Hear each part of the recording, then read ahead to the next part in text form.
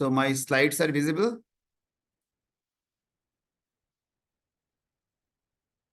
Hello. Yes. Yes, Okay. sir. Okay. Okay. So before we start today's the cryoneurolysis, so we are very proud that this was the world's first, the cryoneurolysis, the original study where we compared the cryoneurolysis versus the intraarticular steroid injection.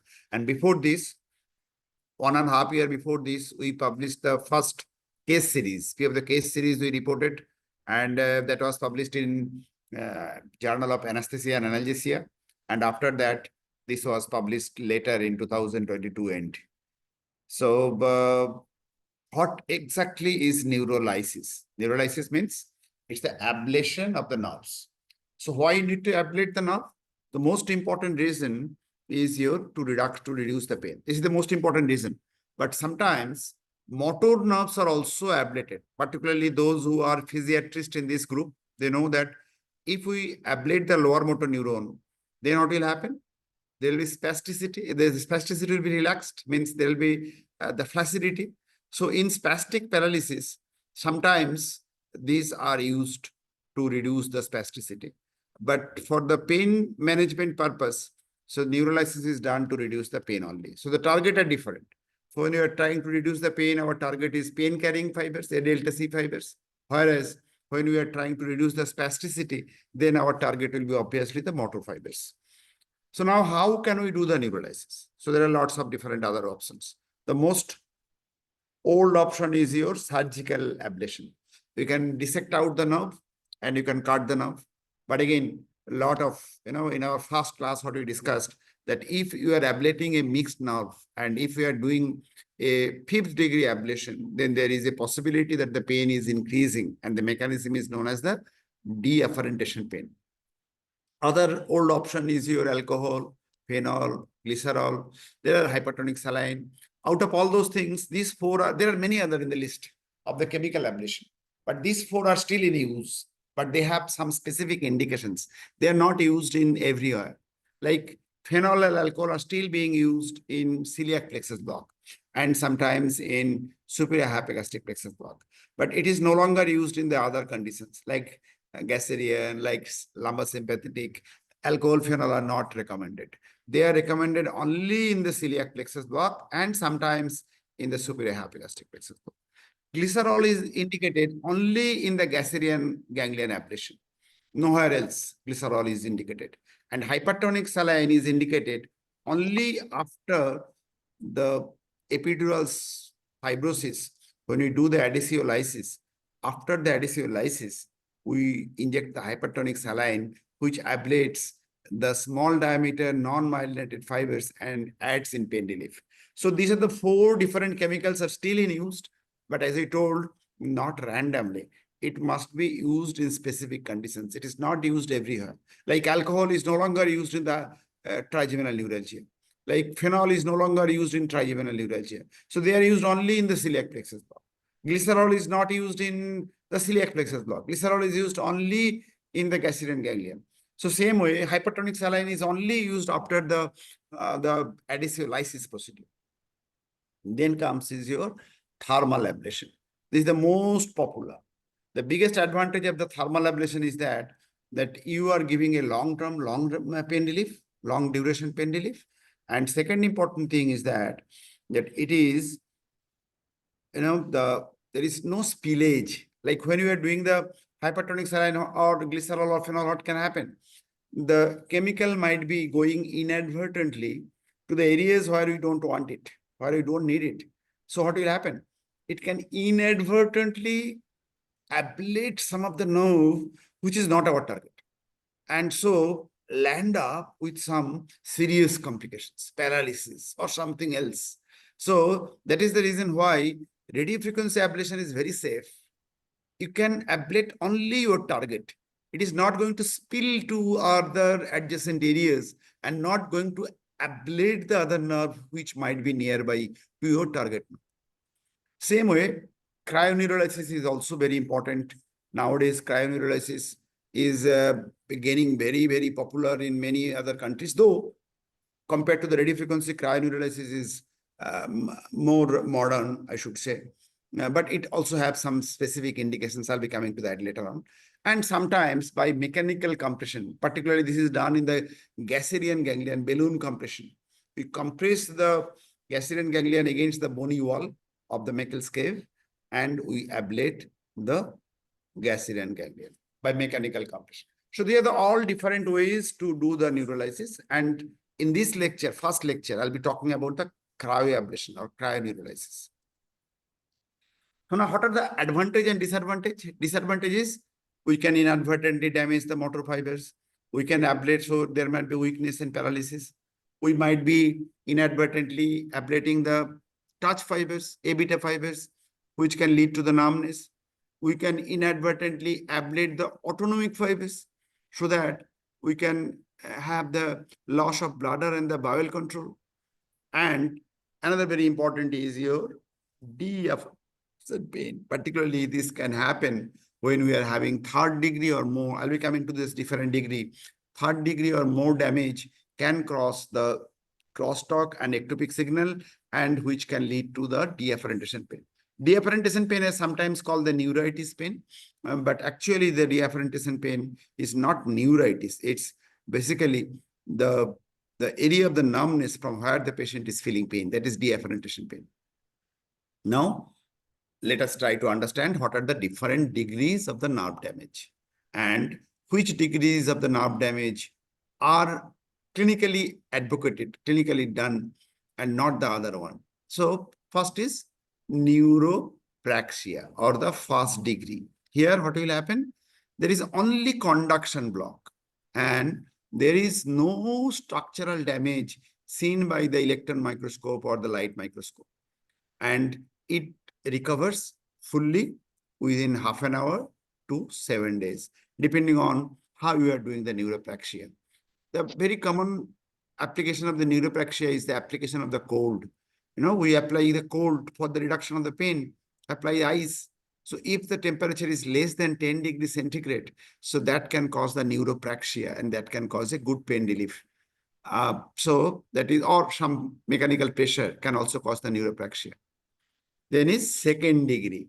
Second degree nerve damage is also known as axonotmosis. So what will happen? The axons are lost, but endoneurium, perineurium, epineurium, all will be intact. And here, the nerve will be recovering fully, depending on which type of nerve fibers is damaged. Motor fibers are damaged, recovered, motor and touch fibers by 2 months.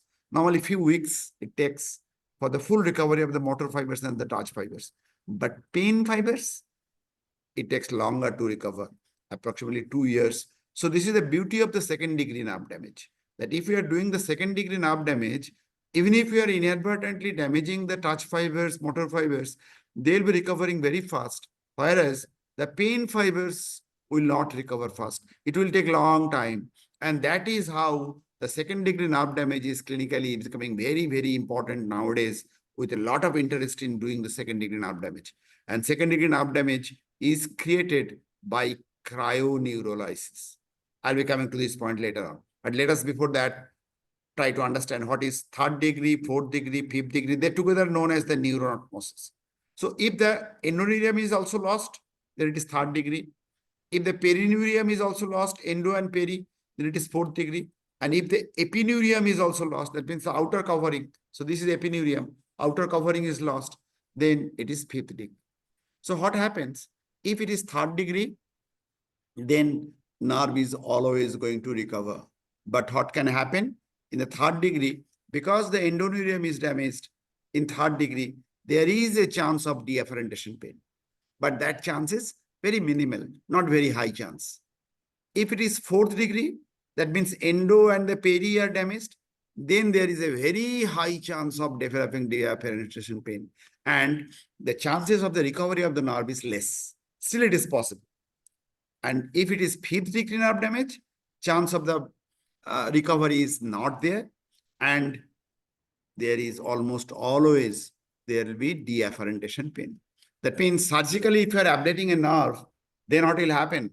The deafferentation chance is very high. The area of the will be numb, but that numb area will be the source of the pain. That is known as deafferentation pain. And as I told, what is the reason for this deafferentation pain? This reason is neuroma formation, crosstalk, ectopic signals. All these causes the deafferentation pain.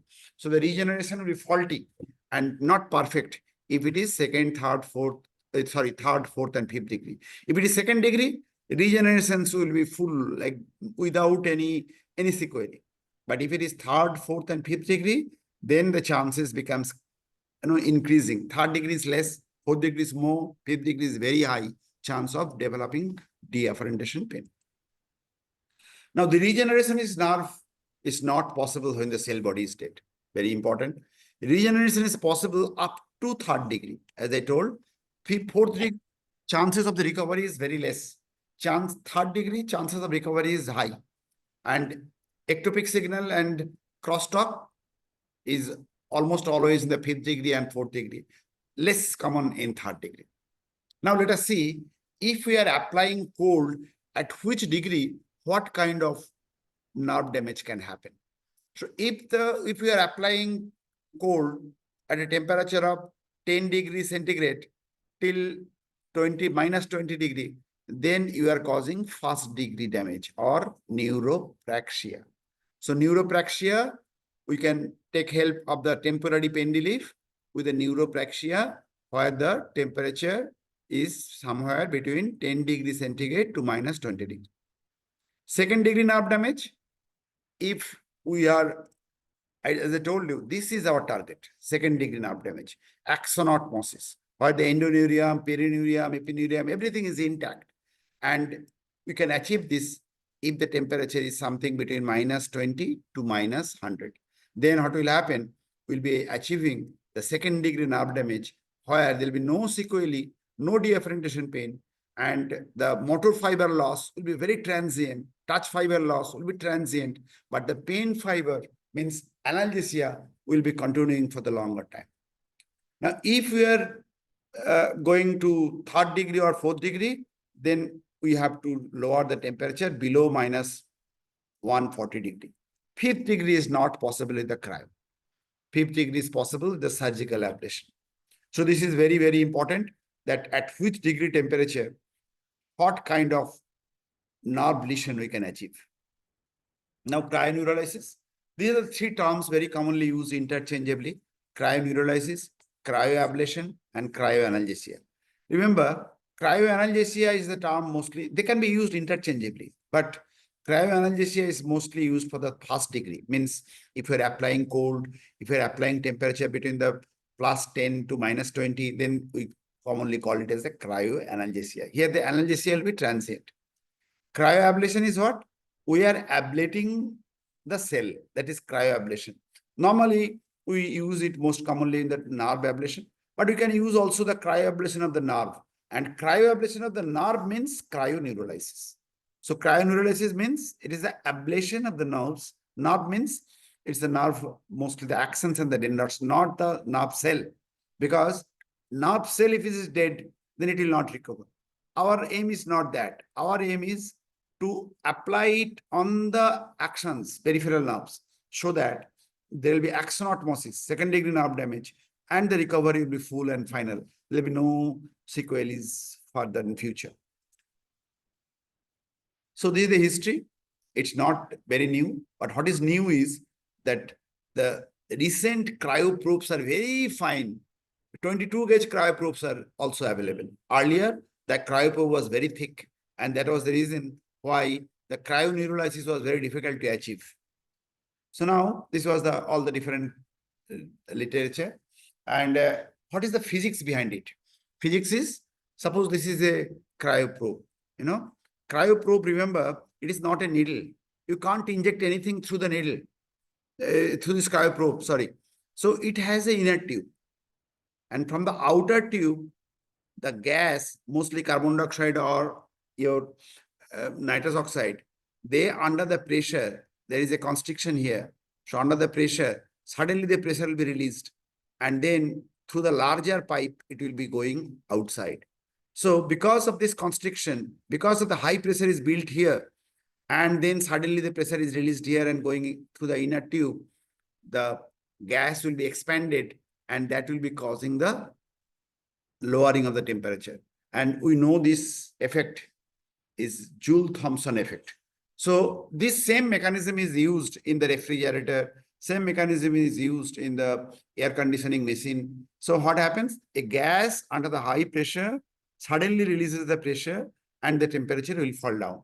How much temperature will fall? Till its freezing point. That means if we are using carbon dioxide, we'll be achieving the temperature something, little more than minus 79 degree. That means approximately minus 78 degree. If you are using nitrous oxide, then we'll be able to achieve something around minus 87 degree. So, and as we already know that minus 20 to minus 100, this is the area of the temperature at which we can achieve the second degree neurolysation. That means axonotmosis. So both these gases are used clinically to achieve the second degree ablations, to achieve the cryoneurolysis, either carbon dioxide or nitrous oxide. Like in our machines also, most of the machines have a button. You press that button for the carbon dioxide, or you press that button for the nitrous oxide, and there'll be the cylinder, either carbon dioxide or nitrous oxide cylinder, which will be attached to the machine. I'll be showing you the machines and the attachments. Then size of the lesion, it varies depending on the gauge of the needle. And it varies from 22 gauge to 12 gauge. That means different size of the lesion is possible. The width of the needle of the lesion can be from 4 millimeter till 15 millimeter. Very large size lesion is possible. And length of the lesion from 6 millimeter to 80 millimeter, 8 centimeter. That means your choice, how long or whether you need a small lesion or whether you need a large lesion, depending on, you have to choose the different kinds of probe. You see, there are the different kinds of probe. Some are very small, like this is 22 gauge. This is, larger 17 gauge. This create a very large size lesion. This is mostly used for the sacroiliac joint. This is 18 gauge. This is 20 gauge. So all the different kinds of probe are available. And remember, the tip is blunt. You can't inject anything. So the question might be coming, is the cryoneurolysis procedure is painful? Answer is no. Unlike that of the radiofrequency lesion, heat lesion is very painful. You have to inject local anesthetic. You have to numb the area before the lesion. But here, when you are doing the cryo, it is not a painful procedure. So that is the reason why you don't need any local anesthetic injection. It itself will cause the analgesia. Immediately on the table, there will be analgesia. So this is the ice ball formation. This is what happened. So this is, the white and the length. This is a small size lesion. And you see, this is a very large size lesion. More than 8 centimeter lesion is also possible by the cryoneurolysis. So this is the machine. See, this is the oxygen, carbon dioxide cylinder. So it is attached in the back, and so with that, we are attaching the different kinds of probes are there. We're attaching the probe, and this is the control panel through which we can set the freezing time and thawing time. Thawing is important. Normally, the most commonly acceptable time is your 3-minute freezing time and 1-minute thawing time. So that is how the cryoneurolysis is achieved. So what is the mechanism of the nerve ablation? So freezing and thawing, both are important. And thereby, the cell will be ruptured, and that is caused the neurolysis. So advantage of the cryoneurolysis. What are the advantage? We can visualize the ablation zone by the ultrasound. If you're doing the ultrasound, the freezed area, ice area, will be having the acoustic shadow.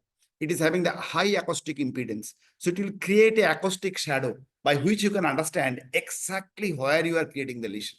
So this is the biggest advantage. No procedural pain, as I told, no local anesthetic is needed. You can do the different kinds of probe to do the different kinds of lesion. And, we can, even if we are close to motor fibers, the motor loss will be very transient. There is no chance of any neuroma formation. There is no chance of any deafferentation pain. So there are a long list of advantage of the cryoneurolysis. But certain disadvantages there. The most important disadvantage is that its duration of pain relief is slightly less than that of the radiofrequency. Some contraindications, like any other interventional procedure, like the infection, bleeding disorders. If somebody is having the cryoglobulinemia, cold urticaria, Raynaud's disease, then we should avoid using the application of the cold. Side effects, like any other procedures, And these are the, this is the genitofemoral nerve cryoneurolysis we are doing. This is my first cryoneurolysis procedure. It was done in a cancer patient where we, did the cryoneurolysis of genitofemoral nerve. So this is the ice ball. You see, this is the ice ball. It's producing the acoustic shadow. So this is another case of genitofemoral nerve. This is the ice ball. This is a case of scar neuralgia. Scar neuralgia is also a very important case. You can put the probe under the scar and you can do the lesion. So there is a long list. Most of these procedures you have done in our hospital, like Gasserian ganglion, occipital, the passage joint medial branch, suprascapular nerve, intercostal nerve, ilioinguinal, iliohypogastric, genitofemoral, scar neuralgia, SI joint. As you told, we have lots of publications on all different case reports are there on all different kinds of things. If you are searching cryoneurolysis with our Daradia center, you'll be getting lots of publications on the different kinds of the case reports of different kinds of nerves. And the most of these procedures we have done here.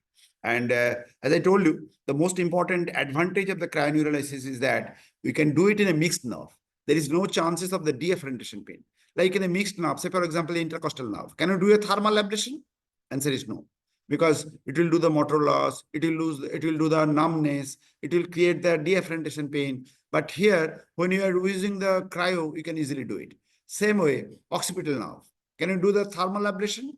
Answer is no, because that can cause the numbness of the scalp and that can cause the deafferentation pain. But cryoneurolysis is the choice there.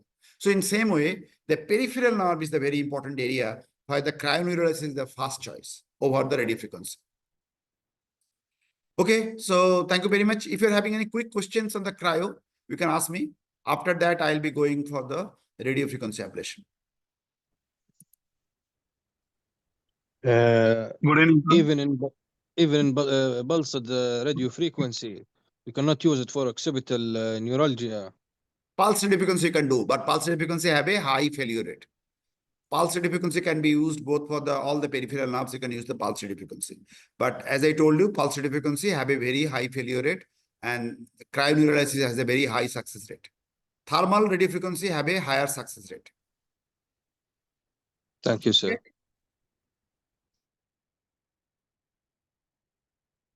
Sir, can Any you other please questions? tell me the temperature range for third and fourth neurolysis? Third degree and fourth degree. Third degree and fourth degree is below minus 140. So plus 10 to minus 20 is your first degree. Minus 20 to minus 100 is second degree. Third and fourth degree is below minus 140. That is not clinically applied because we want second degree, not the third degree. And as I told you, why? Okay. And in the control panel, only you have the timing for freezing and No, thawing, not right, only sir? timing. You can stimulate also.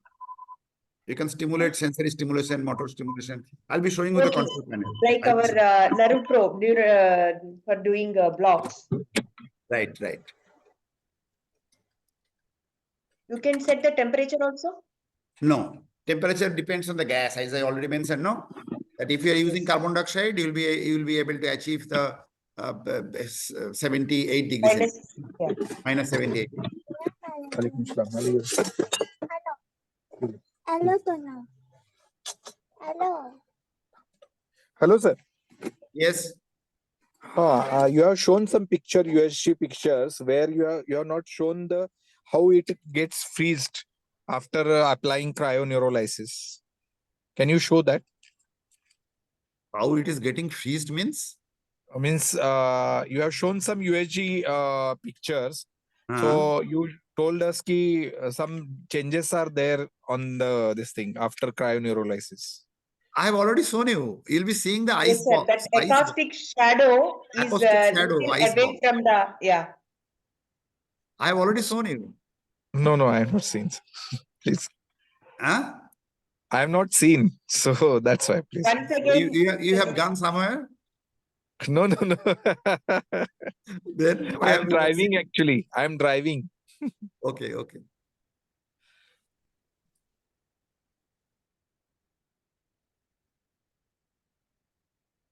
Oh, sorry, this is not the. Just a minute. Let me open it again.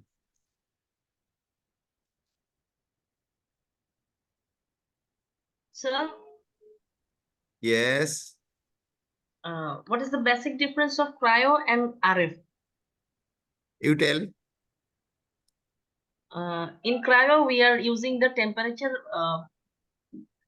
minus, and in RF, we are using the Using what? Cryo means cold. heat. Heat. Yes, one is thermal ablation. We are applying temperature above 60 to 90 degree. I'll be discussing that right now. And in cryo, what we are doing? We are applying the temperature negative, means Freezing, something freezing around temperature. minus 70, 80 degree temperature. Okay, this is the basic difference. And we are achieving second degree lesion here. And in the radio frequency, we'll be achieving third degree lesion. Third degree advantage is you are going to get a longer pain relief, but disadvantage is it can cause the neuritis or deafferentation pain. So Right. what is the cost of that setup, sir? First learn these things, then you will be talking about the cost. Okay, so who was talking about the cryoneurolysis? So this was the genetic neural nerve we are, and after that the same, you can see the acoustic shadow. So by looking Okay, at the acoustic shadow, you can understand that whether we are ablating in the right areas or not. okay, sir. Yes, Okay. thank you.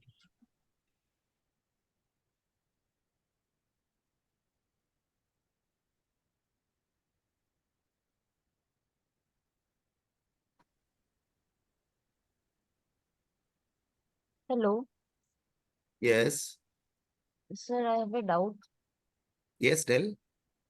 Sir, for first degree in ablation, plus 10 to minus 20 degrees Celsius is required.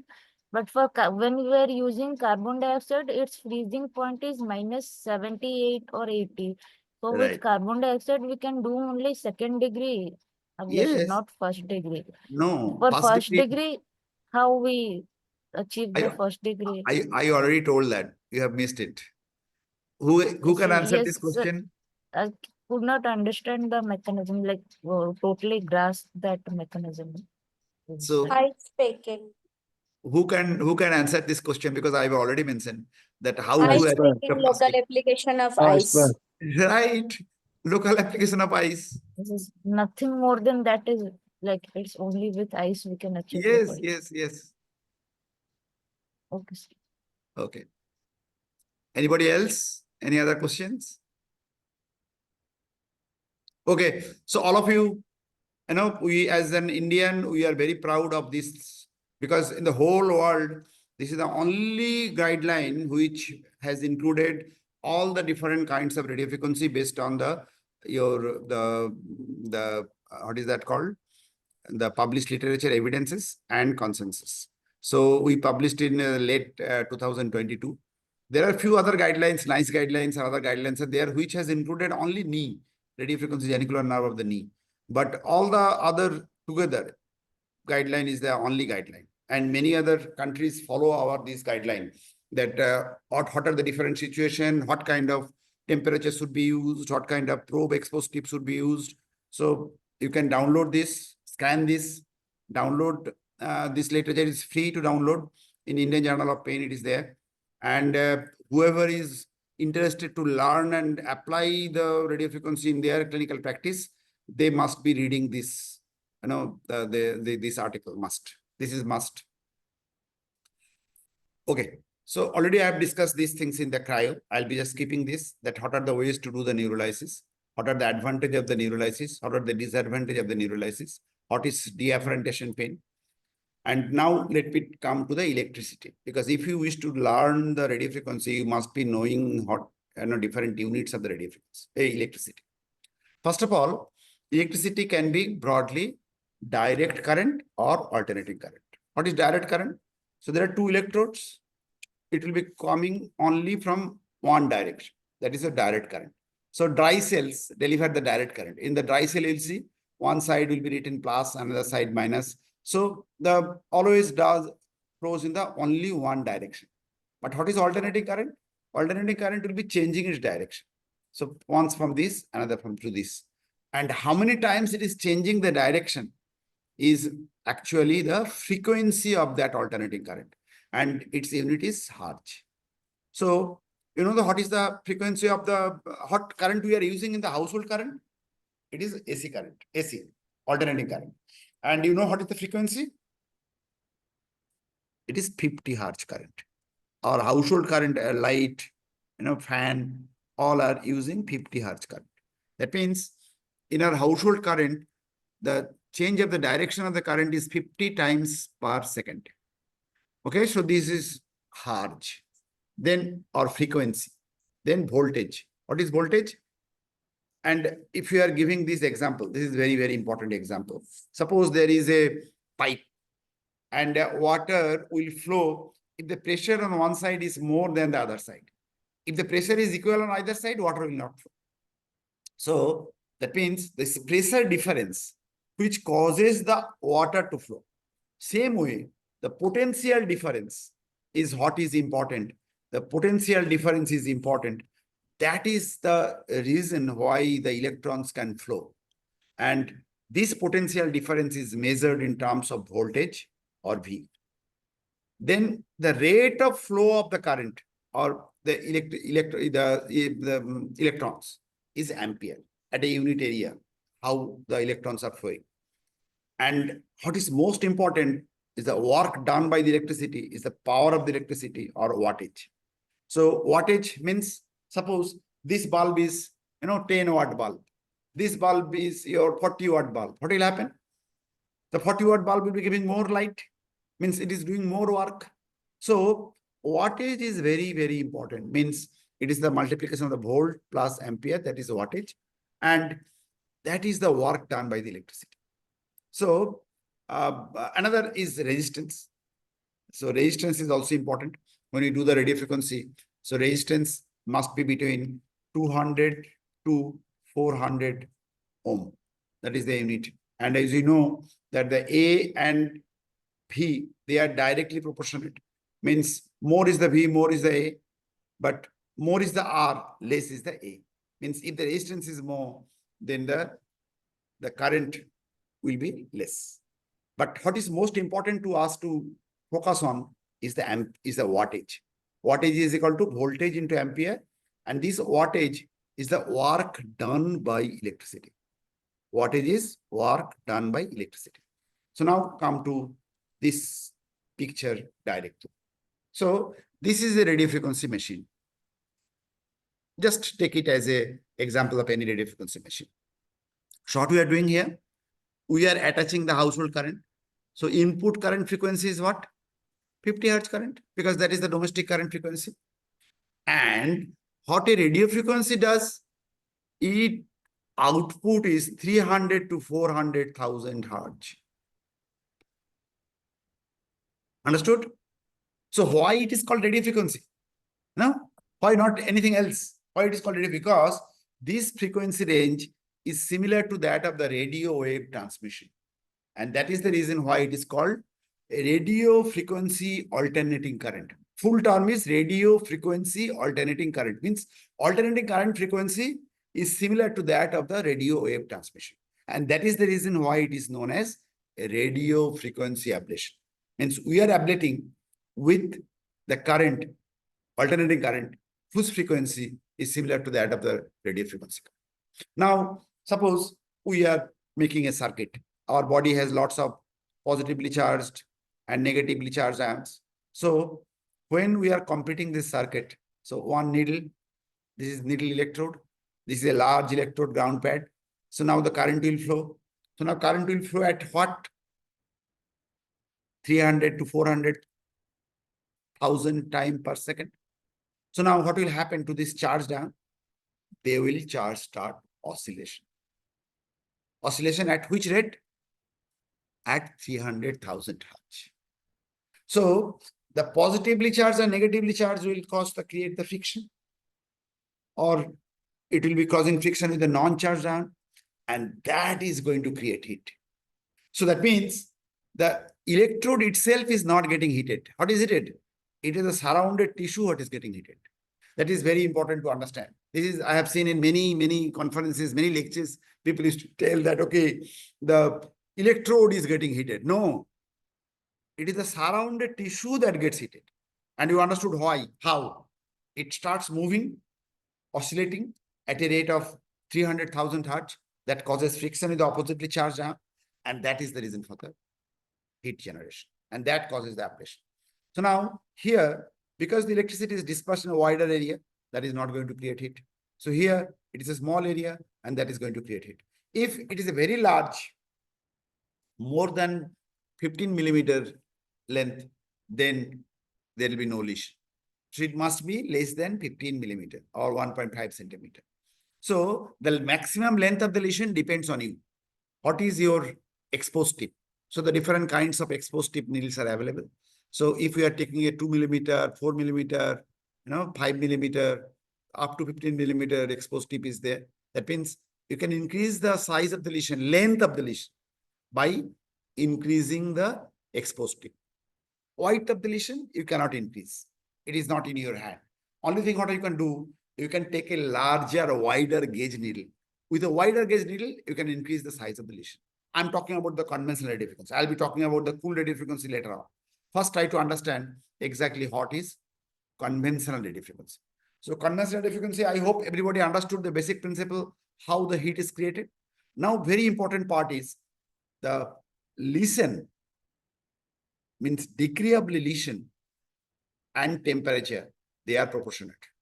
That means if you are raising the temperature gradually more than 90 degrees, what will happen? It will create 4th degree lesion. Otherwise, 60 to 80 degree is going to create 3rd degree lesion.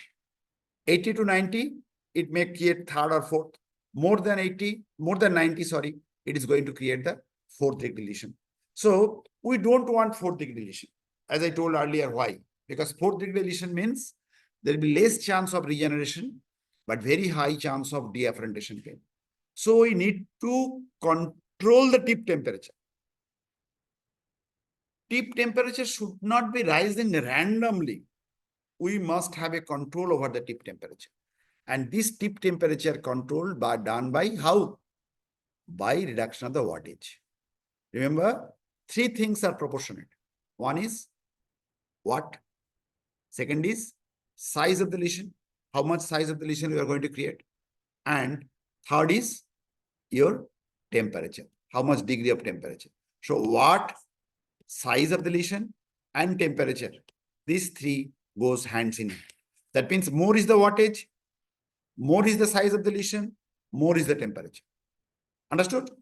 So we don't want more temperature. As you told, we want temperature below 80 degree or below, always below 90 degree. So for that, what is important, what we are compromising? We are compromising with the size of the lesion. Why? Because if we want a higher temperature, what do we have to do? We have to give a higher wattage. And if you are giving higher wattage, we are basically going to create the large size lesion. But because we don't want a large temperature, so to control the temperature, we are basically compromising with the size of the lesion. Because to have a control over the temperature, we are not allowing the wattage to rise. So wattage will be less. So the less will be the size of the lesion. So this is the reason why in the conventional frequency, we are not going to achieve a large size lesion. Conventional frequency will be having a small size lesion. Its diameter will be something around 2 to 4 millimeter around the shaft of the electrode. Around the electrode, it will be having 2 to 4 millimeter size of the lesion. So here, what we are, what is the advantage and what is the disadvantage? Advantage is what? Suppose you are doing something, some procedure where all nearby very important nerves are there. Like say, for example, you are doing a Gasserian ganglion block. So very nearby is your other cranial nerves, very nearby is your the brainstem. So what can happen? You might be inadvertently blocking that nerve. And ultimately, you might be landing up with severe complication. So what you need? So there you need a small precise lesion I call it a targeted missile. Your missile is going to land up in a target, damaging the target, but not causing any collateral damage. That is what is your conventional radio frequency. Conventional radio frequency is going to create a small size lesion. But what we are missing here, suppose there is an anatomical abnormality, anatomical variation. Nerve might not be exactly in the same location. Nerve might be a little bit higher, little bit lower, little bit right side, little bit left side. Then what will happen? Most of these nerves are very tiny nerves, and you might be missing that nerve. So that means the conventional radio frequency has a higher failure rate because it is going to create a small size lesion. It is not going to create a side effect, but it has a very high failure rate. So what happens? So there comes the cool radio frequency. Cool radio frequency is what? So we are going to control the tip temperature not by reduction of the wattage. So what we are doing? We are having a inner circulation of some water at room temperature, and that will be taking the water temperature away. So what is the advantage? Advantage is temperature control is not by the wattage control. Temperature control is by a circulating water inside this needle, and you can still deliver the current at a higher wattage so that you can have a large size lesion. So the cool radio frequency creates a large size lesion because there the temperature control is not by the wattage. So these are the two major kind of radio frequency. Other kinds of radio frequency, I'll be coming to this later on. This is your, one is your pulse radio frequency. Somebody was asking for the pulse radio frequency. So first, you understand the conventional and pulse, and then again, I'll be coming back to your cool radio frequency. So conventional radio frequency, what happens? So the wattage gradually reduces, goes up, goes down, goes up. By that way, it is controlling the tip temperature. So now pulse radio frequency, what happens? Here, we are delivering high frequency alternating current of 300,000 hertz in pulse. Normally, 2 times per second. 2 hertz means 2 times per second you are delivering that high frequency current. And rest all is your silence. Normally what happens? We give, the 480 millisecond silence, and we deliver 20 millisecond your active current. 20 millisecond active current and 480 millisecond your silence, so that there will be no heat generation beyond 42 degrees. So 42 degrees is the temperature what is being created with the pulse RF. So that means here we are not going to ablate any nerve. What is the advantage and disadvantage? And what is the mechanism of action if you are not creating heat? So exact mechanism is still not understood. So still there are a lot of hypotheses. One of the very important hypotheses is that it causes the neuromodulation. How it creates the neuromodulation is still a mystery. But still, in some situation, pulse radio frequency works very nice, particularly the dorsal root ganglion listening. Apart from that, pulse RF has been successfully used in the peripheral nerve, like how somebody was talking about the occipital nerve, the intercostal nerve, the genitofemoral nerve. They are the areas where the pulse radio frequency is used, but keeping in mind that there is a very high chance of failure. Almost 30 to 40% failures are there with pulse RF. So exactly how it is causing pain relief and why there is failure, all are a mystery. And that is the reason why pulse radio frequency is not very popular. Pulse radio frequency are avoided as much as possible because of its high failure rate. So conventional radio frequency has a very higher success rate, and we know that how it is working. It is thermally ablating the nerve and causing the pain relief. So these are the two types. Advantage of the pulse RF is what? Pulse RF is you are not going to create any deafferentation pain. You are not going to land up with any side effects of ablation of the inadvertently other nerves. So this is what I was telling. Silence of 480 millisecond, and duration of the active current is 420 millisecond, and 2 hertz means your 2 times per second we are delivering the active current. So this is the size of the lesion, shape and size of the lesion of the pulse RF versus your conventional RF. Conventional RF, you see, the lesion is created on the shaft, nothing over the tip. So this is one of the disadvantage also of the conventional radiofrequency. That if your nerve is going like that, and if you are placing the needle perpendicular to it, what will happen? There is a very high chance of failure. So what we normally try to do, we try to make it as parallel as possible so that the chances of the success is becoming higher. But for the pulse tariff, it still can place perpendicular to the in the nerve, because here having a strong electromagnetic field which can create the lesion. Not exactly lesion, it is the effect. The electromagnetic field effect, how do you tell in the pulse radiofrequency? So these are the difference between the conventional radiofrequency and the pulse radiofrequency. So it stimulates, no nerve damage, it is safer, and it has no deafferentation pain following the regeneration. So now come to cool radiofrequency. What I already told, that here we are able to deliver the current at a higher wattage because we are not dependent on the wattage for controlling the tip temperature. So what is happening? So this blue color is inside, there is a channel through which the water at room temperature circulates, and that takes the temperature away. So the temperature control mechanism is different, not by the wattage. So we are going to create a large spherical size lesion around the tip and a good amount of deletion beyond the tip as well. That means if it is a cool radiofrequency, you can still place your needle perpendicular to the nerve because you are going to create a large size lesion beyond the tip. Okay. So now come the bipolar RF.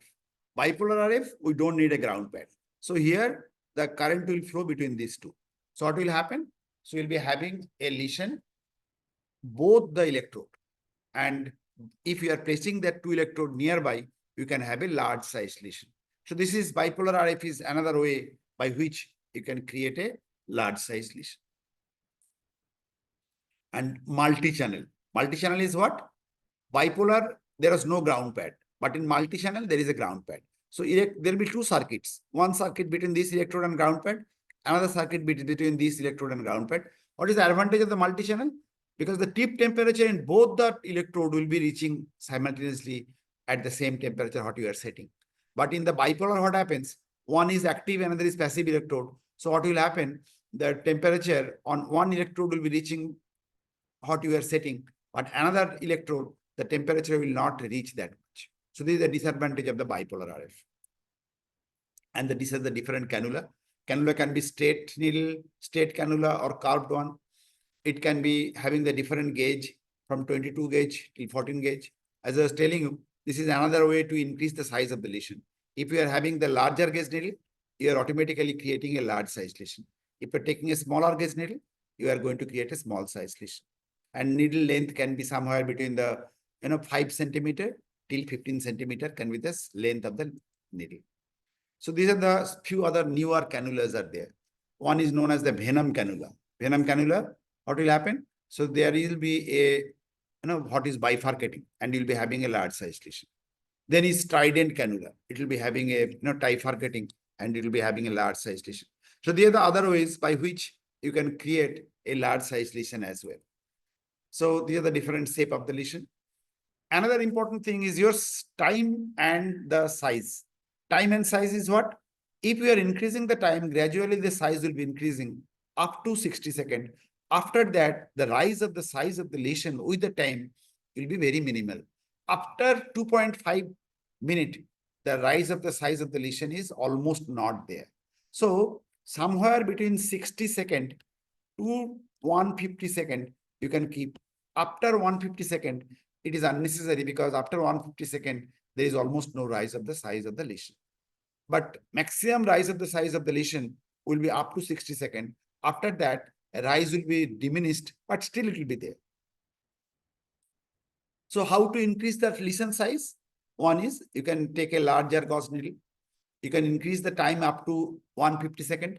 You can use the cool radiofrequency. You can use the bipolar radiofrequency. You can use the newer cannula like the venom cannula, like the trident cannula. By with all these things, you can increase the size of the lesion. As I told you, sometimes there is anatomical variation. And if there is no nearby nerve, you can cause a carpet bombing, very large size lesion so that no nerve will be escaping. So chance of the success will be increasing. But before doing the lesion, another very important thing is sensory stimulation and motor stimulation. So what is sensory stimulation? You can stimulate the sensory nerves at the something around 50 hertz to 100 hertz, and patient will be eliciting paresthesia. As I told you, this can help you avoiding the anatomical variation, because nerve might be little up, little down, little right, little left, and you can avoid that anatomical variation by stimulation. If a patient is getting the paresthesia, then you will be sure that you are close to the nerve. And motor testing is what? That you are creating the motor if the particular nerve has a motor supply. Some nerve don't have a motor supply, so then you are not going to create a contraction. But if that nerve is having the motor supply, you are going to create the lesion. What is sensory motor dissociation? Means you should not be inadvertently stimulating the other motor fibers, but you are able to stimulate the sensory fibers, and that is known as the sensory motor dissociation. So before doing the actual lesion, you must be stimulating to understand that you are close to your target nerve and you are away from your other nerves, which is not your target. So these are the indications for the conventional deficiency: gacillian ganglion, spinopelatian, third occipital, cervical facet, T2, T3 sympathetic, splenic nerve, lumbar sympathetic, lumbar facet, thoracic facet. These all are done with the conventional deficiency. Pulse deficiency, as I told, there is a very high failure. It is not a first choice, but still we can do it in DRG, dorsal root ganglion, because there you can never do a thermal deficiency, and other peripheral nerves. So these are the other areas where you can do the pulsed RF. Cooled RF, sacroiliac joint. This is very, very important, very high evidence. Genicular nerve for the knee, hip, shoulder, means all large joint, and lumbar facet. They are the areas where a lot of publications are there and where the cooled frequency are recommended. Bipolar, almost similar, but again, bipolar don't create a spherical lesion. So bipolar has some evidence on the SI joint and ganglion impar, but in other areas, bipolar deficiency, there is some question mark because evidence is not that very high. So this much. And if you are having any question, you can ask me. After that, I'll be taking a small break and I'll be demonstrating the machine. Any question? Sir, bipolar leads are used for disc, no sir, rather than disc. Any other use, sir? I told you. Have you not seen the list? Sorry, sir. Ganglion impar is another where it can be used. Okay, sir. Only two. Mostly. But I told you other you can do, but still evidence is lacking. Okay, sir. Thank you. Okay, so if no questions, I'll be taking a few minutes break and I'll be very quickly back with the machine demonstration.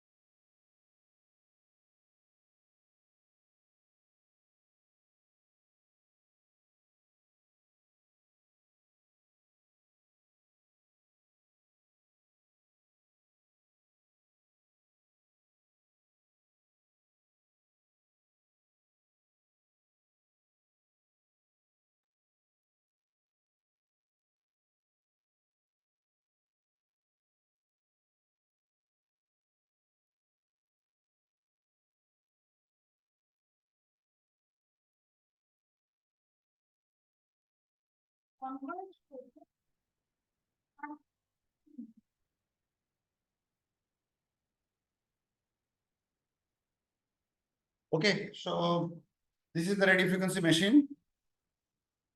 I am trying to focus it more. So this goes with the, I hope everybody can see it. Yes, sir. Yes, sir. I am trying to make it closer to the machine. Okay, the basic buttons are same. So whether it is any company's machine, the basic features are same. So here, after I am making the on, so these are the different kinds of electrodes what is being selected. So here I can use the 1 electrode, 2 electrode. Here like 2 electrode I'll be taking. It can be monopolar, it can be bipolar in that. Next, what is important is you see here 50 hertz current. 50 hertz current is for what? I told just now. Sensory stimulation or motor stimulation? Sensory stimulation.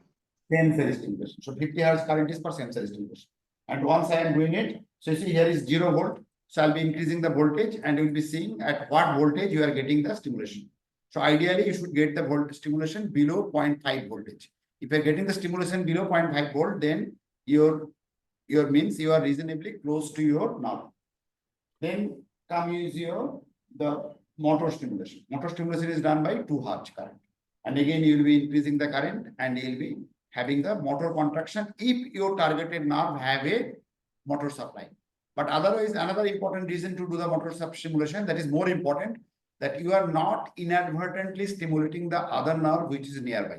So basically, motor fiber stimulation has 2 important roles. One is that if that particular nerve has a motor supply, you should be getting the stimulations. But if that other fibers, which is not your target, should not be getting stimulated. And then finally, you'll be going to this is your pulse tariff. For the pulse tariff, temperature is fixed, 42 degree. Voltage you can change, but you cannot change the temperature. And this is your thermal RF. So what I'll do, I'll be doing a thermal RF on this egg. I'm focusing on the egg. And you'll see, okay, I'm just creating both things together, the egg as well as your egg. So what I'll do,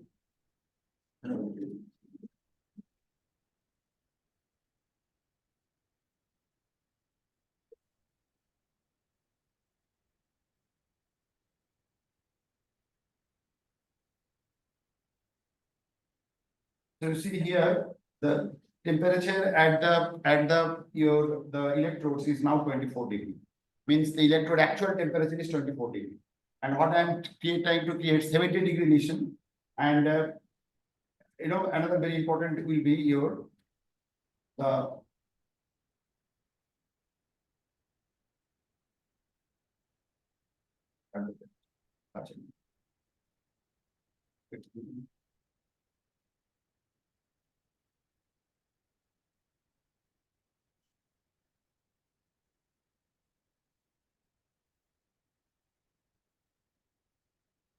okay.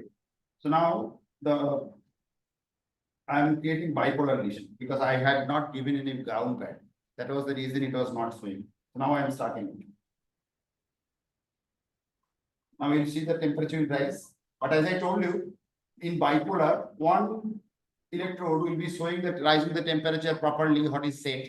Like here I have said the temperature is 70 degree, but another will not be exactly 70 degree. It might be a little bit of different. And I'll be showing you, I'm taking it closer.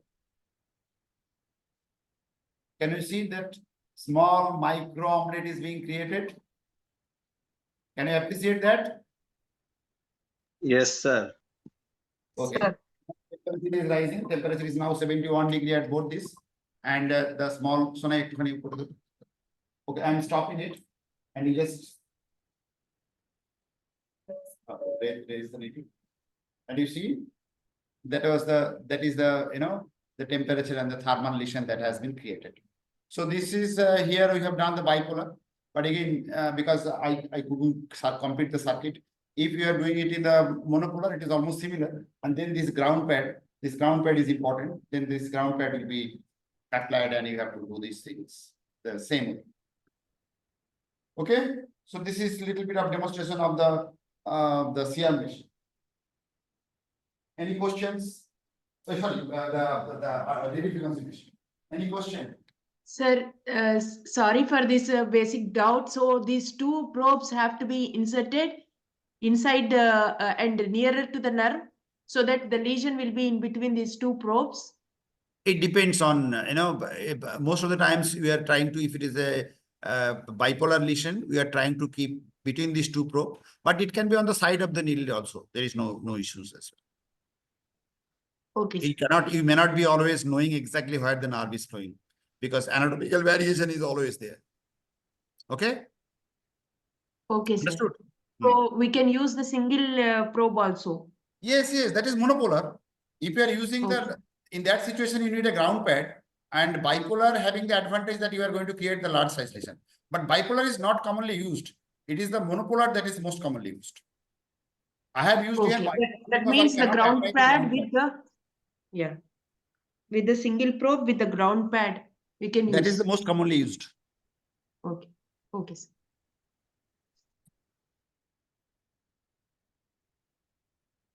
Sir, Yes. regarding the pulse RF, the temperature is 42 is fixed. In pulse RF, temperature is always fixed at 42 degree. Okay. As I told, there will be long silence, 480 millisecond, and there will be there will be no lesion, thermal lesion.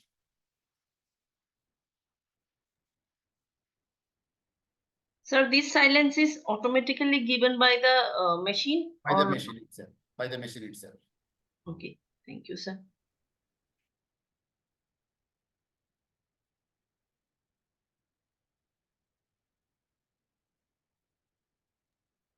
Hello. Yes. Sir, pulsed RF is just a setting in the same machine or it comes in a different machine? Pulse Sir, RF? I mean, it's the same machine used for both conventional and pulse RF? Yes. Both conventional, pulsed, bipolar are used by the same machine. But this is not machine for the cooled RF. Some machines have all the facilities, including the cooled RF. And some machine can have the only conventional. Some machine can deliver the only conventional pulse plus pulsed.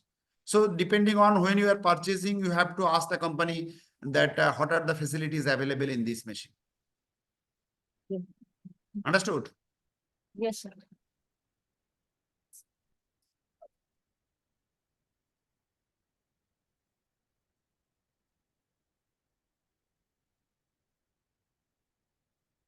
So this is the first I am showing you from the distance. So this is the cryo machine, and this cryo machine, this is on the back. You see there is a cylinder there, carbon dioxide cylinder, and that carbon dioxide carbon dioxide is coming from behind, and from this front panel through which the carbon dioxide gas is coming, and these are the different cannulas here. So this is very small sized cannula, you see, only 22 gauge cannula.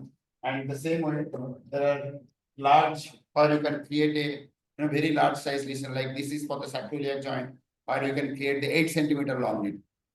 And these are the, not needle basically, these are the cryo probes.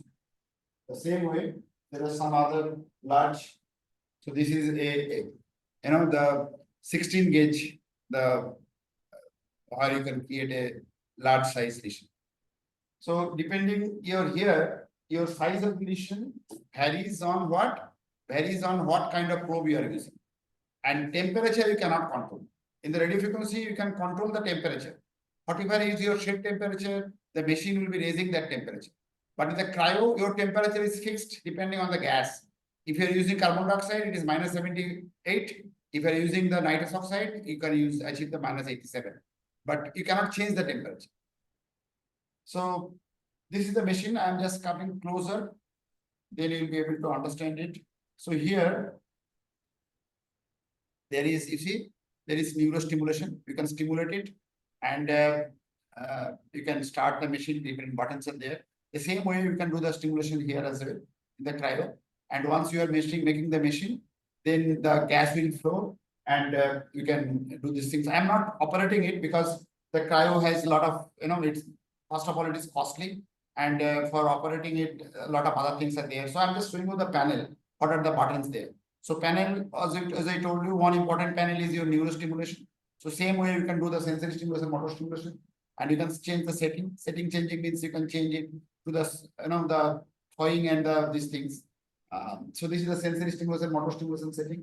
You can do the thawing and the freezing temp setting time. What we normally do is 3-minute freezing and 1-minute thawing time. So here you are using carbon dioxide, but if you can change this button from carbon dioxide to nitrous oxide. So there is a button there with which you can, if you are pressing it, it will be changing to the nitrous oxide. So carbon dioxide and nitrous oxide. These are the two gas what we normally use. And that is the recommendation. Okay, so this much for the radiofrequency and the cryo. If you are having any more questions, you can ask me quickly. Otherwise, the next lecture will be starting soon.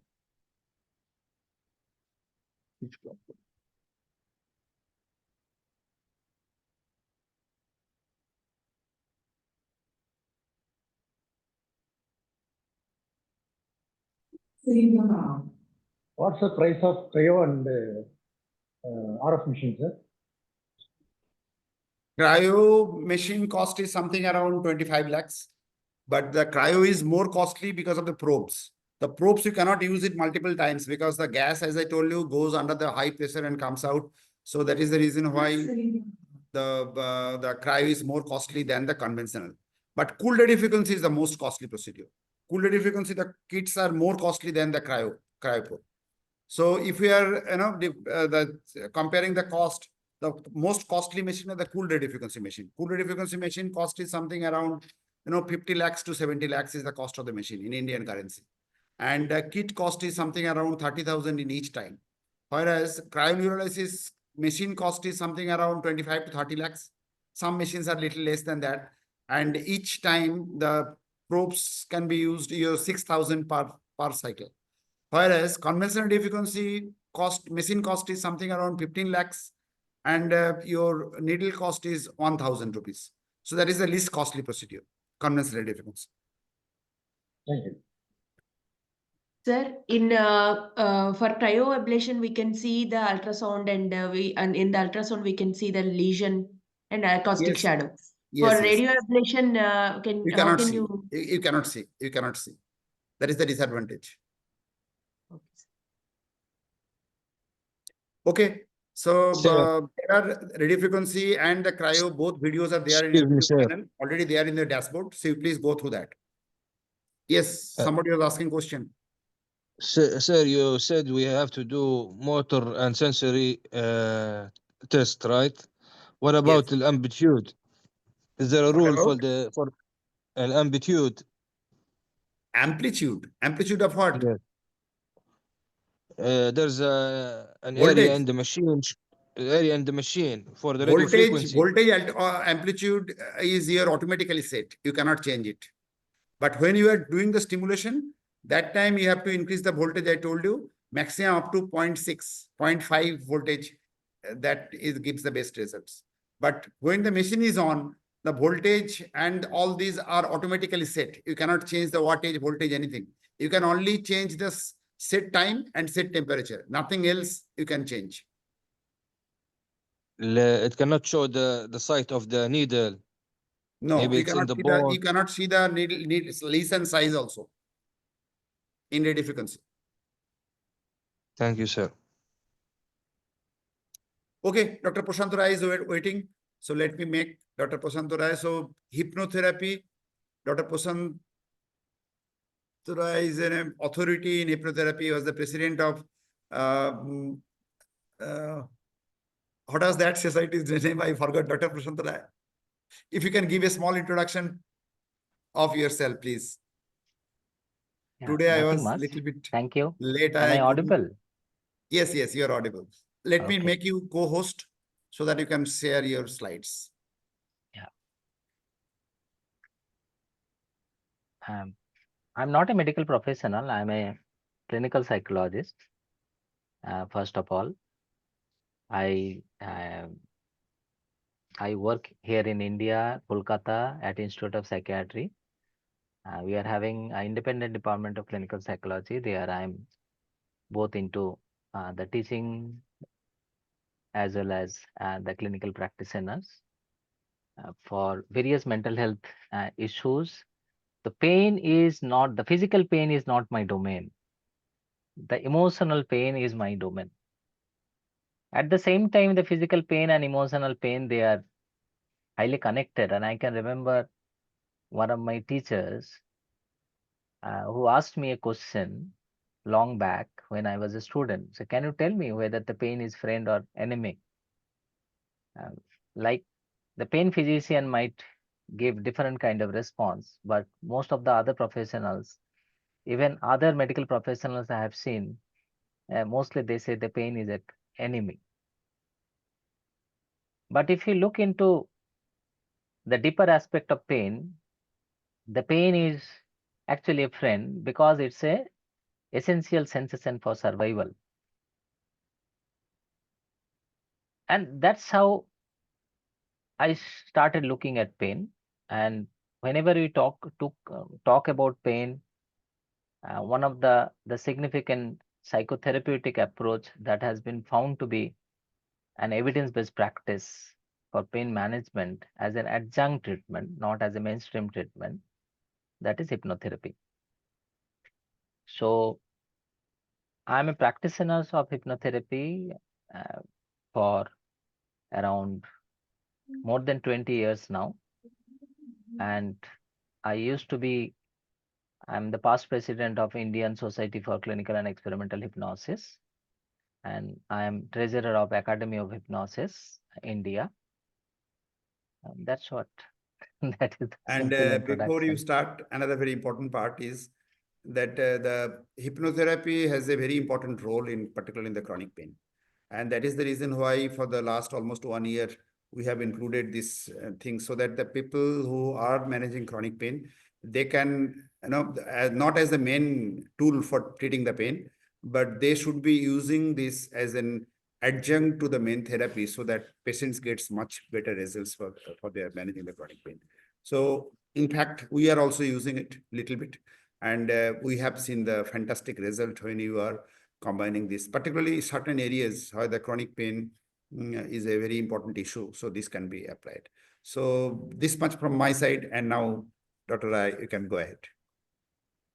Okay. Thank you, sir.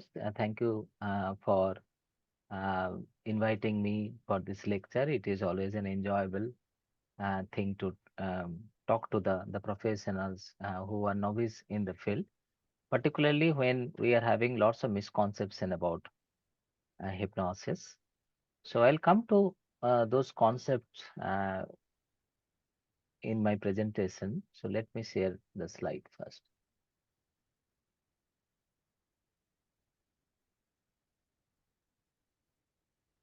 How much time we are having, sir?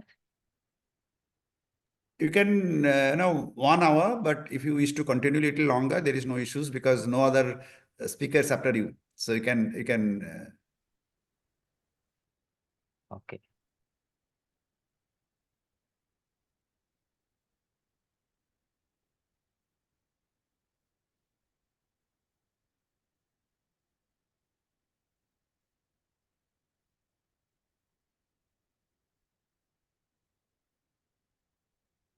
Is visible?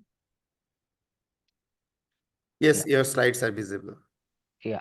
So I'll be talking about the basic understanding of hypnotherapy in clinical practice. And if you are having some time, we can discuss about how hypnotherapy can be used as a promotion, prevention, and intervention of health and mental health.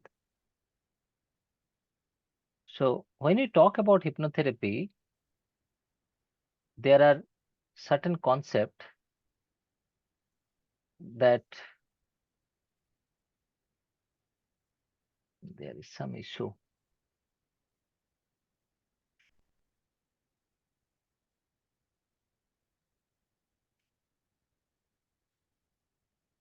Just hold on. The slide is not getting changed.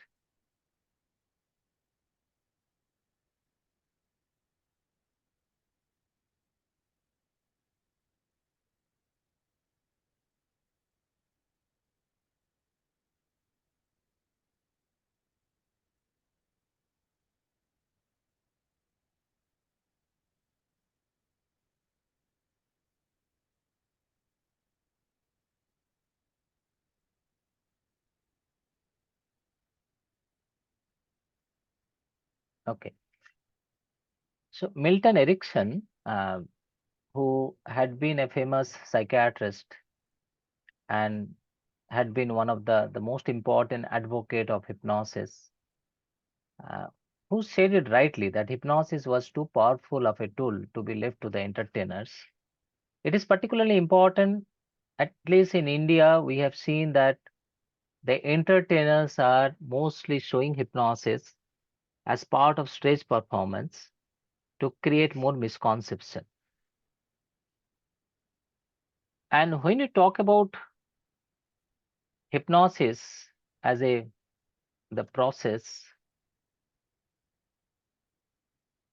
there is something wrong. The slide is not getting changed.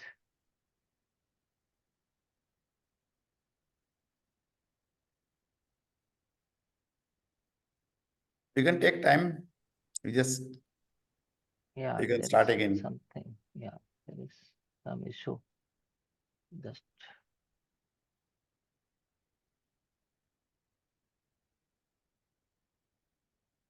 hold on.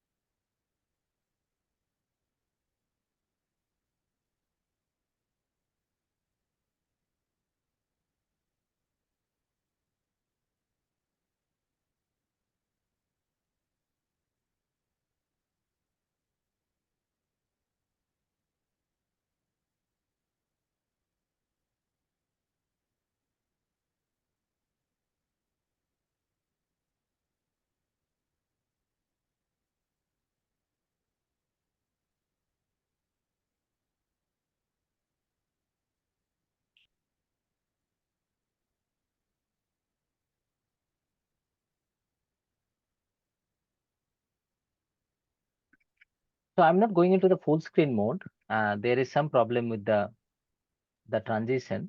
Okay, it's okay. It's okay. Yeah, okay. So when we talk about hypnosis or hypnotherapy, we need to understand that hypnosis and hypnotherapy both are not same. Whenever you talk about hypnosis, hypnosis is a kind of a state. We call it a hypnotic state. Though there is a different theory, that is socio-cognitive school of hypnosis, that doesn't consider hypnotic as a state. Uh, but this state theory of hypnosis is one of the most accepted theory.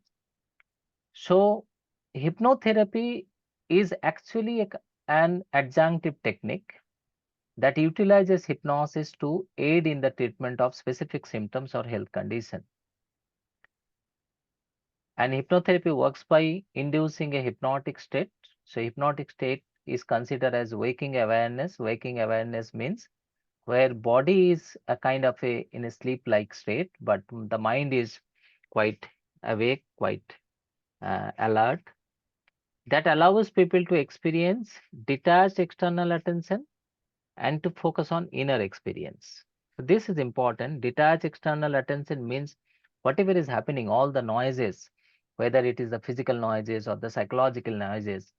So I'm getting detached from those noises. As a result, I am being able to focus more on the inner experience, inner psychological experience, inner physical experience. So hypnotherapy can be understood as a stress management approach. What happens to a stress?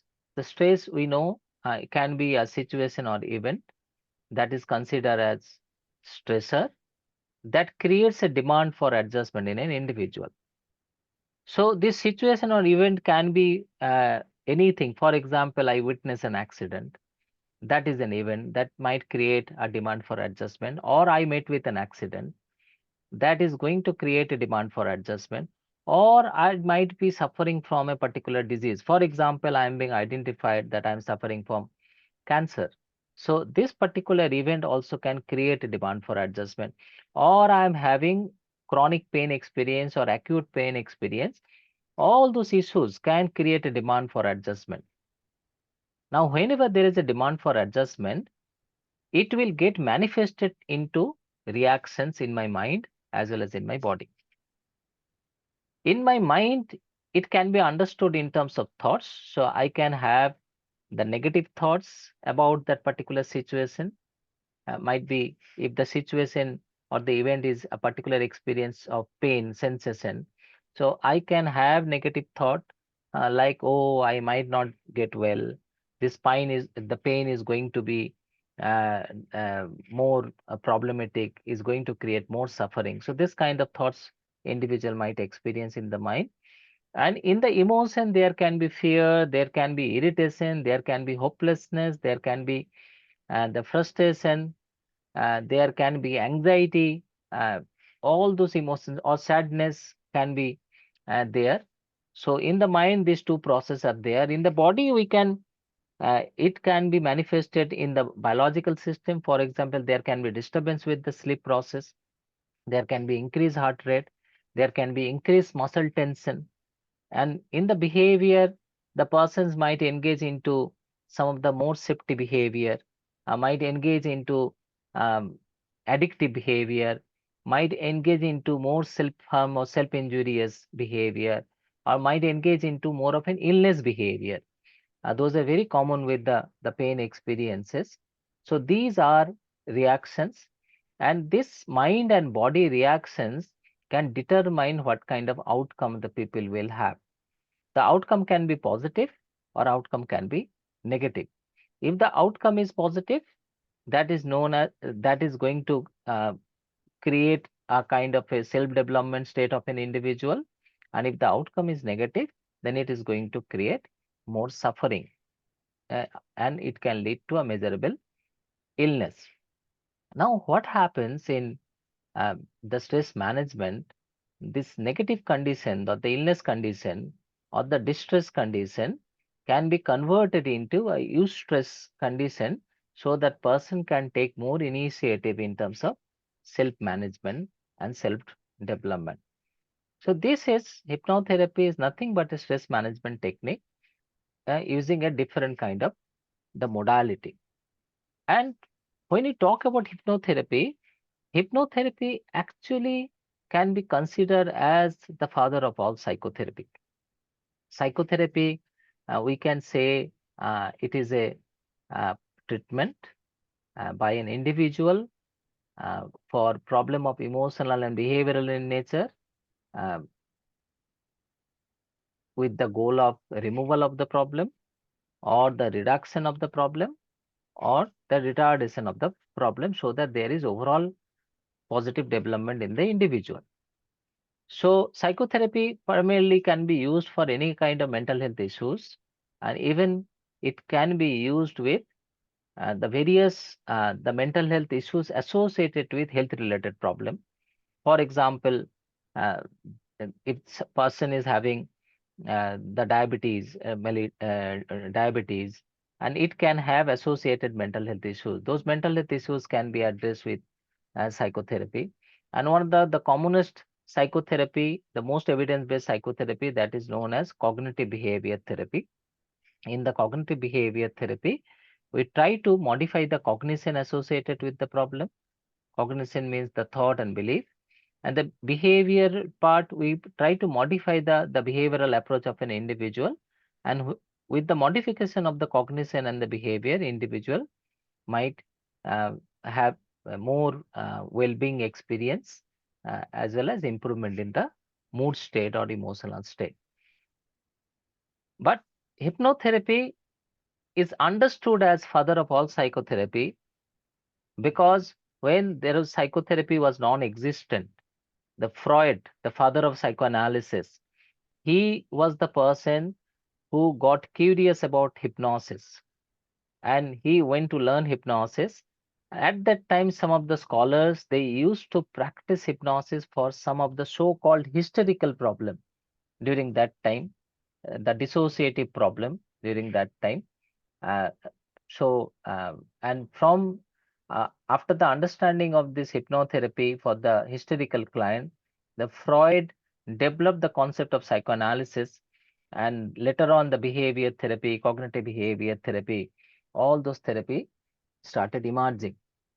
So somehow we can call this as a father of all psychotherapy. And there are various schools depending upon how we try to identify the etiology of the problem and how to try to address the problem. And one of the oldest school of hypnotherapy is the psychodynamic hypnotherapy or hypnoanalysis, where we try to identify if there is any past trauma or negative experience in the individual, and if there is any kind of subconscious conflict or unconscious conflict in the individual, and we bring into the awareness about those conflictual issues, those trauma, and we try to help them to heal the trauma or the conflict using the hypnotherapeutic technique. So that is known as hypnoanalysis or psychodynamic hypnotherapy. But one of the most evidence-based hypnotherapy is cognitive hypnotherapy. Cognitive hypnotherapy, where we combine hypnotherapeutic approaches with cognitive behavior therapy approaches, and for the management of depression, for the management of anxiety, and for the management of pain and sexual dysfunction, particularly for these 4 problems, cognitive hypnotherapy now is being considered as one of the evidence-based practice. Rational emotive hypnotherapy is also very similar to the cognitive hypnotherapy.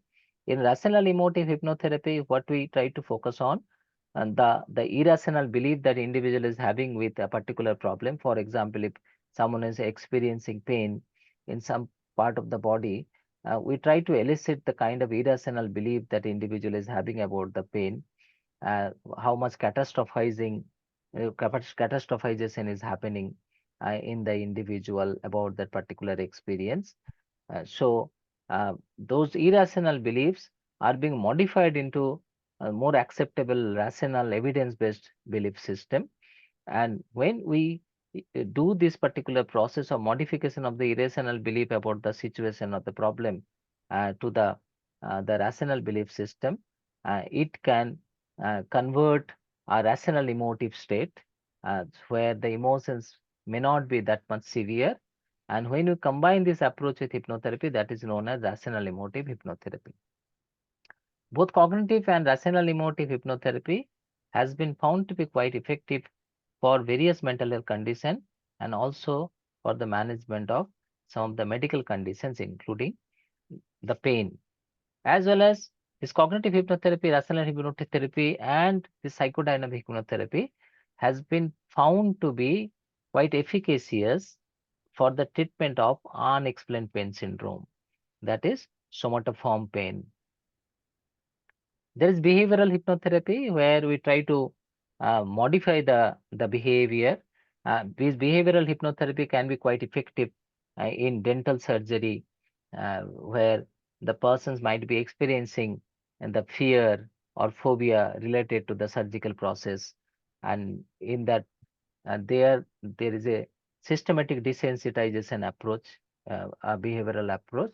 When we combine the systematic desensitization under hypnosis, it can be quite effective. Or we can use direct suggestion-based hypnotherapy because it is a kind of a subconscious state of the mind.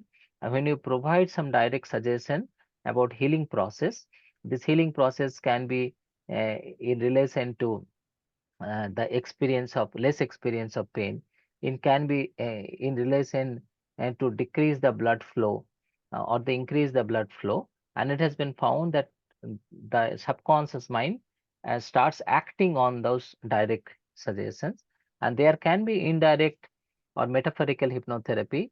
Like Milton Erickson, the psychiatrist I was quoting, uh, he is the pioneer of indirect hypnotherapy, where he used to use lot of stories and the metaphor to have the desirable change or imagination in the individual to have desirable uh, change in the individual. And there can be experimental hypnosis. Experimental hypnosis is not a treatment process, rather it is more of an experimentation to understand various phenomena associated with hypnosis. The phenomena can be like the anesthesia, hypnoanesthesia is one phenomena. The phenomena of amnesia, forgetting some of the things, that is one phenomena. There can be hand catalepsy, uh, levitation experience. So there are various experiences. There can be abreactions, emotional abreactions, particularly with some of the pain, chronic pain patient, we see a lot of abreaction or emotional catharsis during the hypnotic processes. So experimental hypnosis generally try to explore those various phenomena. I am not going to focus many of the case studies, but one particular case study, it is not related to pain, but it is related to anorexia nervosa. Anorexia nervosa, you are aware that where individual refuses to have food because of fear that probably he or she is becoming obese. So this is the story of a young girl who is 20 years old, and she had the diagnosis of anorexia nervosa along with severe depressive episode, and she was suffering for last 10 years with multiple hospitalization. And when she came to us, her body weight was 18 kg, and obviously a 20 years old girl with 18 kg body weight, and she couldn't walk. Her mother and sister used to hold her to bring to our OPD, and at that time her BMI was 7.6, and she was completely bedridden, cannot sit or walk. So during that time, we started her intervention, and she was also started on um, antidepressant SSRI, and we also started our intervention, and we decided that we'll go for uh, hypnotherapy for this particular client.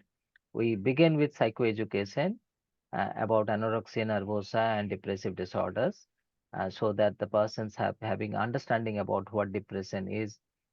And we decided weekly 1 hour session with her, and we started with hypnotic induction. There are various hypnotic induction technique. One particular technique we used. Induction means taking the individual to experience that particular hypnotic state. We can do a brief demonstration of hypnotic induction here in this group. And after the induction, we use hypnotic ego strengthening. Ego strengthening is basically giving direct suggestion to boost the ego of the individual, boost the self-esteem and the confidence of the individual, so that the persons can have minimum anxiety experience, minimum mood fluctuation.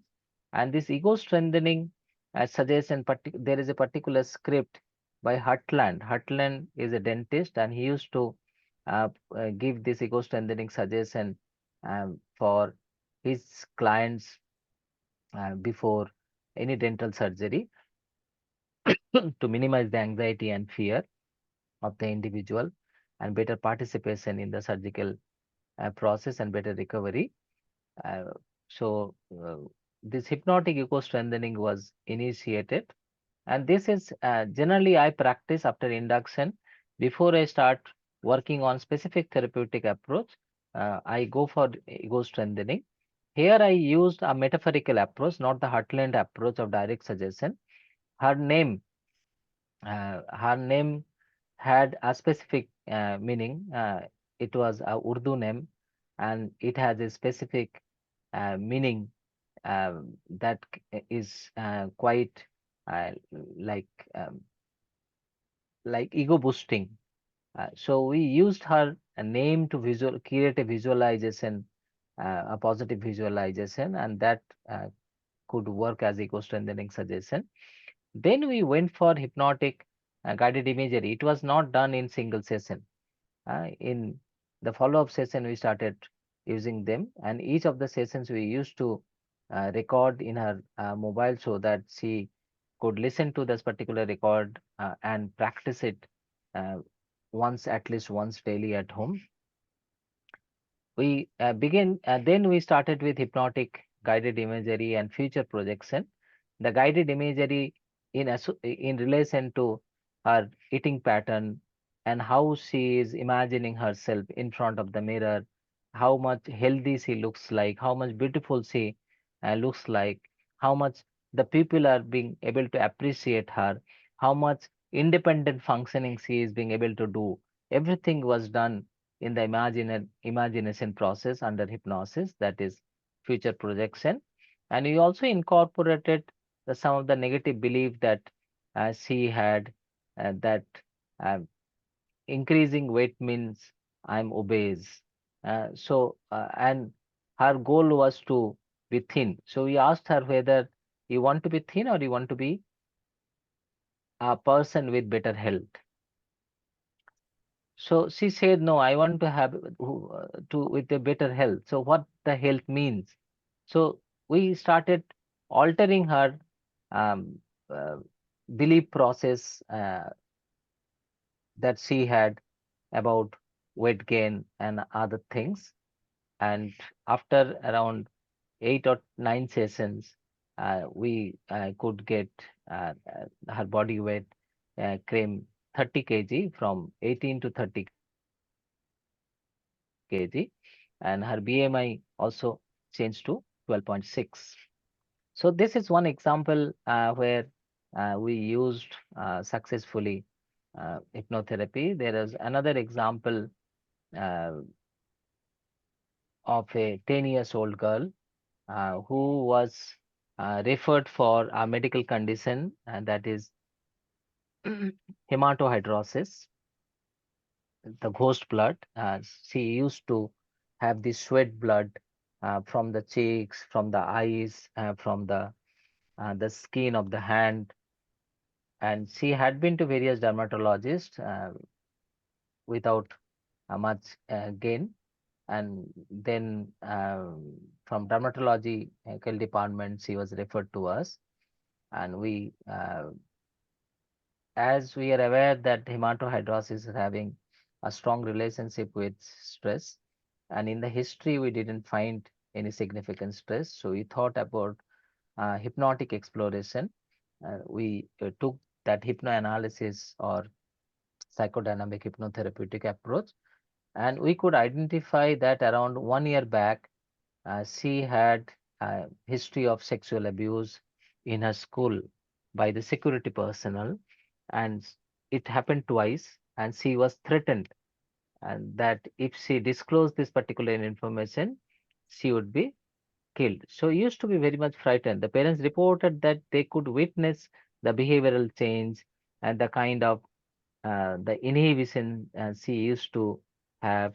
There was lack of spontaneity. She used to be inside the home only. She used to refuse to go to the school, and during that time, her bleeding process started. So we could infer that probably it is a kind of the crying for help, and her skin is weak organ, and because of this internal heightened stress, it was the bleeding continuously. And whenever she used to have those the thoughts and images of the sexual abuse, then it used to be more prominent. So for her, we did hypnotherapeutic work with ego strengthening, and we used lot of imagery process. And after around 6-7 therapy sessions, we could notice that there was significant decrease in the hematohydrosis symptom. Rather, it diminished fully after around 3 months of intervention session. We could follow her up to 1 year, and there was no relapse for this particular The slides are case. not moving, sir. No, I have not moved the slide. Okay, sir. Yeah, because this particular case I have not mentioned here. This is another, the client, it is a lady who is who was suffering from obsessive compulsive disorder for last 25 years. Obsessive compulsive disorder, obsession means unwanted illogical thoughts, and she used to have this unwanted illogical thoughts related to vitiligo contamination, and the compulsion was the repeated washing, and she was suffering for last 25 years. She had been taking um, SSRIs, medicines, anti-obsessive medicines, and one of the most significant, the evidence-based psychotherapy is cognitive behavior therapy for OCD, exposure and response prevention. So that was also tried without much outcome, and she had been frustrated during that time. So she consulted many psychiatrists and clinical psychologists all over India, uh, and she was expecting, she was referred to me by a psychiatrist because she told to the psychiatrist, I can only visit some psychologist who can uh, like who can in 1 or 2 days can vanish my problem. And so she was expecting a kind of a magic button. So obviously this magic button we consider as a kind of resistant in the psychotherapy. And for her, somehow using some of the hypnotic technique, I could convince her.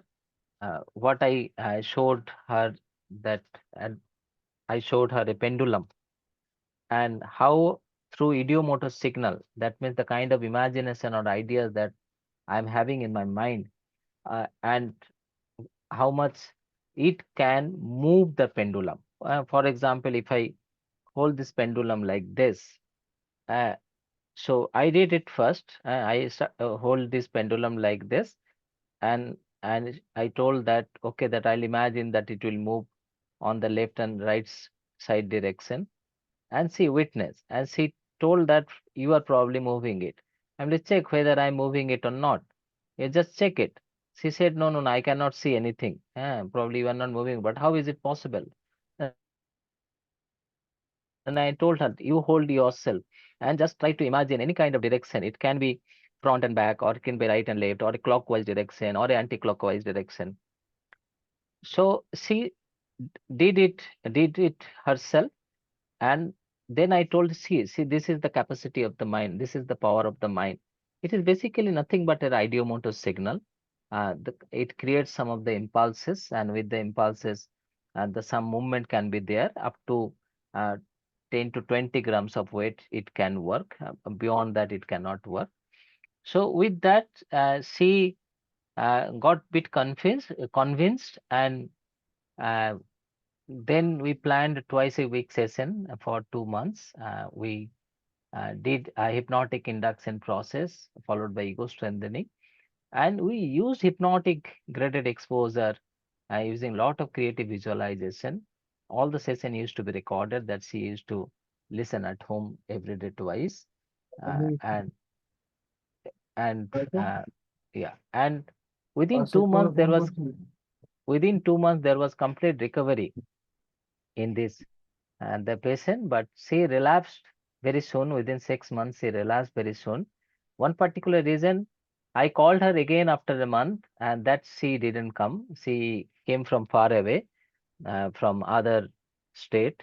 So as she was doing well, she thought of not to come again. Our therapy didn't actually complete within these 2 months. We had some more relapse prevention program to do. But so these are some of the difficult cases, resistant cases that we found that hypnotherapy had been quite helpful. So when to plan hypnosis? It has been found to be appropriate for stress management, for most of the anxiety disorders like panic attack, generalized anxiety disorders, phobia, adjustment disorder, in post-traumatic disorder also. It can be quite helpful. Not all post-traumatic disorder, but most of the post-traumatic disorders, it can be helpful. In somatoform, pain, somatoform, somatization, that is unexplained medical syndrome, there it has been found to be quite effective. Any kind of sexual dysfunction of psychogenic nature, it has been found to be quite effective. Insomnia, it has been quite helpful.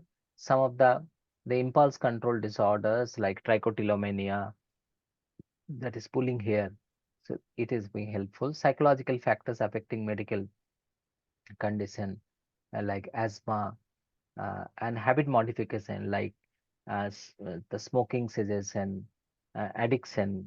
So there it had been nail biting. So these are the things can be, and lifestyle change also can be quite prominent. And here the pain management, we can use this lifestyle change related suggestion also. And many medical conditions, it has been found to be effective, particularly for pain management, infertility. But it is inappropriate for intellectual disability and some of the neurodevelopmental condition like autism spectrum, severe autism spectrum condition. And if there is delirium, dementia, or amnesia or other cognitive disorders, it is not effective. Schizophrenia and other psychotic disorders in their acute phase, it is not effective.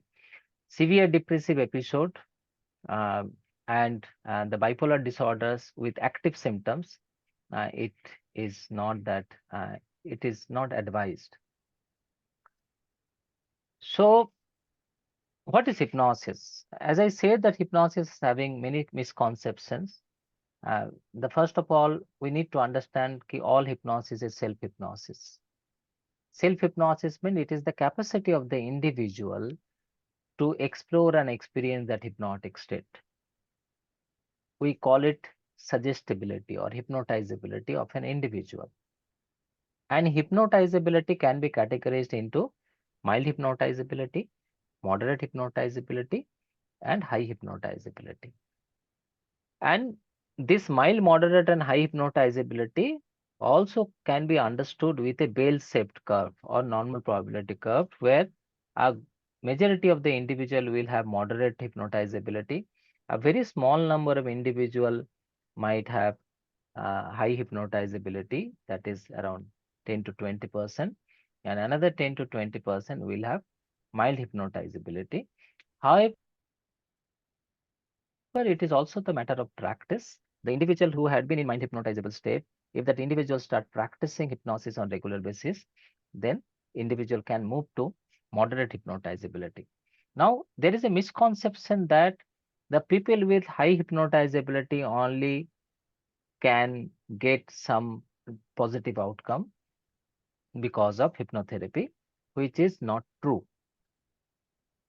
Depending upon the hypnotizability of an individual, we decide whether we'll go for cognitive hypnotherapy or a psychodynamic hypnotherapy or a behavioral hypnotherapy or direct suggestion-based hypnotherapy or metaphorical hypnotherapy. So the hypnotizability is not that important here for an expert clinician, because we are going to decide which particular approach to follow. So this is a misconception that to work better, high hypnotizability is necessary. No. So all hypnosis is nothing but self-hypnosis. It is that individual's capacity. As a hypnotherapist, it is not my the special skill. Rather, here I am the coach. I am the guiding the individual to explore his or her hypnotic capacity and to uh, provide particular therapeutic mechanism so that individual can be helped. So there are some books that advocate, there are many YouTube videos that advocate that how you can acquire this particular hypnotic skill with so much of tratak and practices. Those are false. There is also a misconception about hypnosis that uh, like uh, once you take someone into hypnosis, that means you are having complete control of that individual, which is also completely false. As I said in the definition of hypnosis, this is that where the individual's body is relaxed, but the mind is alert. So that means the individual is having full control over himself or herself. Under hypnosis, if I suggest someone to undress in front of me, the individual, if she doesn't like me, an individual will get up and give me a slap or will call the police. So there is nothing called the losing control over it. So there are many other misconceptions are there about it. So there is a concept called cognitive relaxation versus hypnosis or versus meditation. These three things, the mechanism is almost similar. For all these processes, there are four things that are necessary.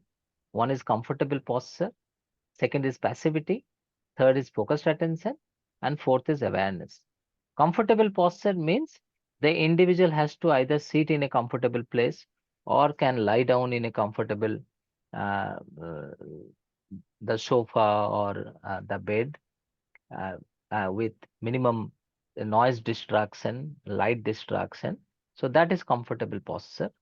And passivity in terms of no unnecessary movement.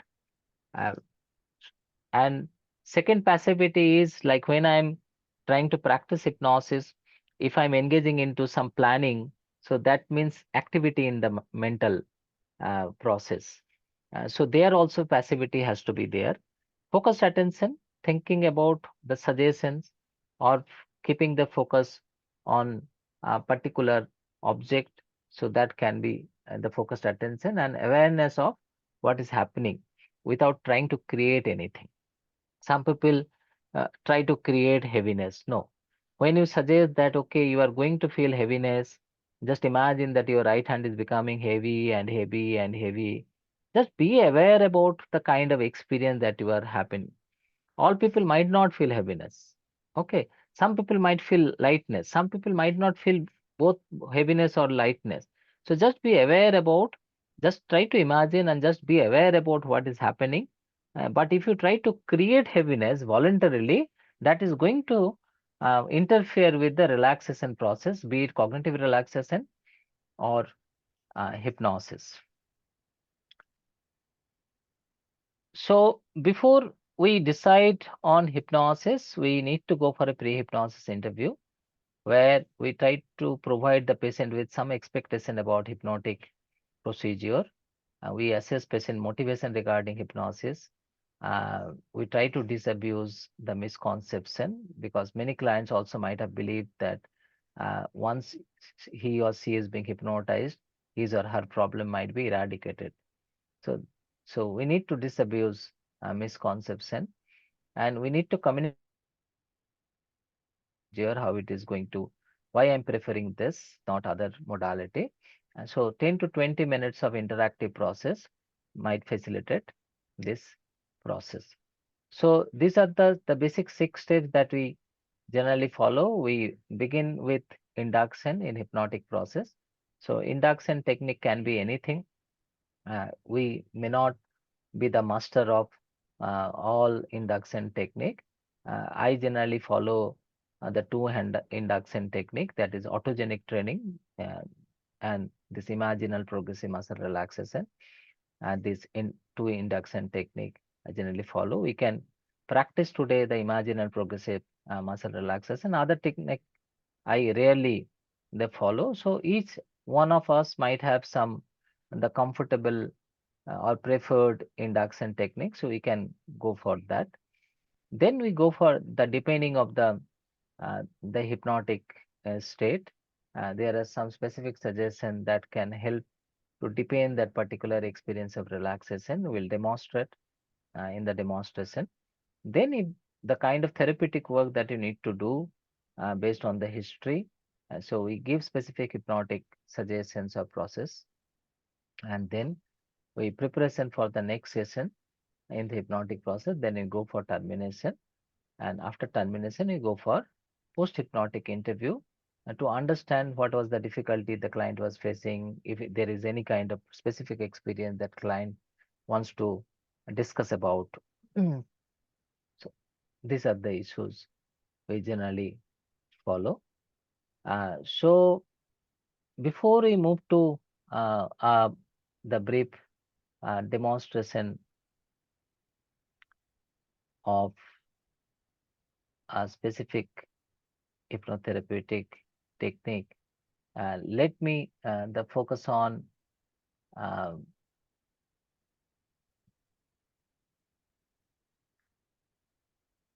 how hypnosis can be helpful in promotion of health,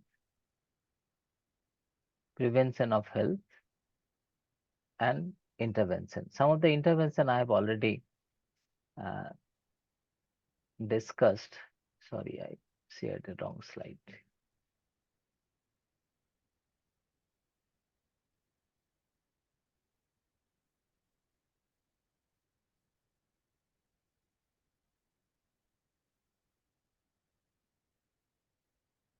Okay. So again, I would like to quote Milton Erickson for that, who nicely said that hypnotherapy is essentially communication of ideas and understanding to a patient in such a fashion that he will be most receptive to the presented ideas and thereby motivated to explore his own potentials for the control of his psychological and physiological responses and behaviors.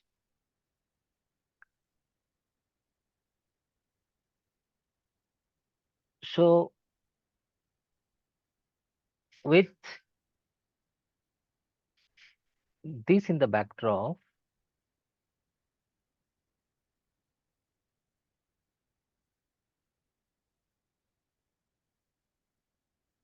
so let us focus on hypnosis for health promotion.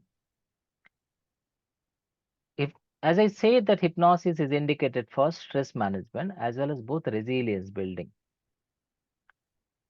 And whenever there is a stress, there can be elevation in the stress hormone, and it can have physical, psychological, and behavioral effect. So hypnosis can help in reducing activation of stress response, promoting relaxation and mindfulness. Mindfulness means at present moment. Many a times when person is suffering from a pain, what happens? They are generally future focused. What is going to happen? How many years I need to suffer? Whether it will increase or not. There are lots of apprehension. But mindfulness is about here and now, present moment. Tomorrow, what is going to happen that I do not know. But if I can bring the focus on here and now, it can be more manageable. And promoting relaxation, particularly for pain, when the muscles are relaxed, obviously the pain experience decreases. And we also can use hypnosis to reframe the meaning of the stressor. That can be quite helpful. So there we can use techniques like hypnotic relaxation training. We can use guided imagery along with daily practice of self-hypnosis and using positive coping suggestions that can be helpful. It also can be used for breaking unhealthy habit patterns, for example, to support weight loss, particularly for some of the pain, the weight loss might be uh, necessary. So, to support the weight loss, to modify the eating behavior or sleeping habit, or smoking behavior, and other behavioral changes. And it also can be used to enhance motivation and self control of an individual. And if there is any underlying psychological barriers or conflicts, that also can be addressed. So, that can modify the unhealthy habit pattern. And emotional well-being is another important issue. If individual is having some past trauma, it can obviously cause disturbed emotion. So uh, we generally try to heal those trauma experience and disturbed emotional experiences. Uh, what happens during any kind of suffering? For example, if you consider pain, So there is a negative hypnotic loop. Hypnotic loop means focused attention. So what during pain experience, what happens? Individuals continuously focusing on the pain experience. All the thoughts are related to that pain experience. So focusing. So the individual is unable to see any of the other things, the good things are around, only focusing on the problem. So that is also kind of a hypnotic experience. We call this as negative hypnotic loop. And if we can modify this negative hypnotic loop into positive hypnotic loop, that might create a emotional well-being of an individual, and that can further create a physical well-being of an individual. And also we can enhance emotional quotient, that is awareness of own emotion, awareness of other emotion, the managing own emotion and helping to manage others emotions. So these are the 4 components of emotional quotient. And uh, when there is a lots of mood swing, dysregulations, hypnosis can be used for emotional regulation, and it also encourages positive thinking, rational positive thinking, not irrationally positive thinking, and ego strengthening of an individual.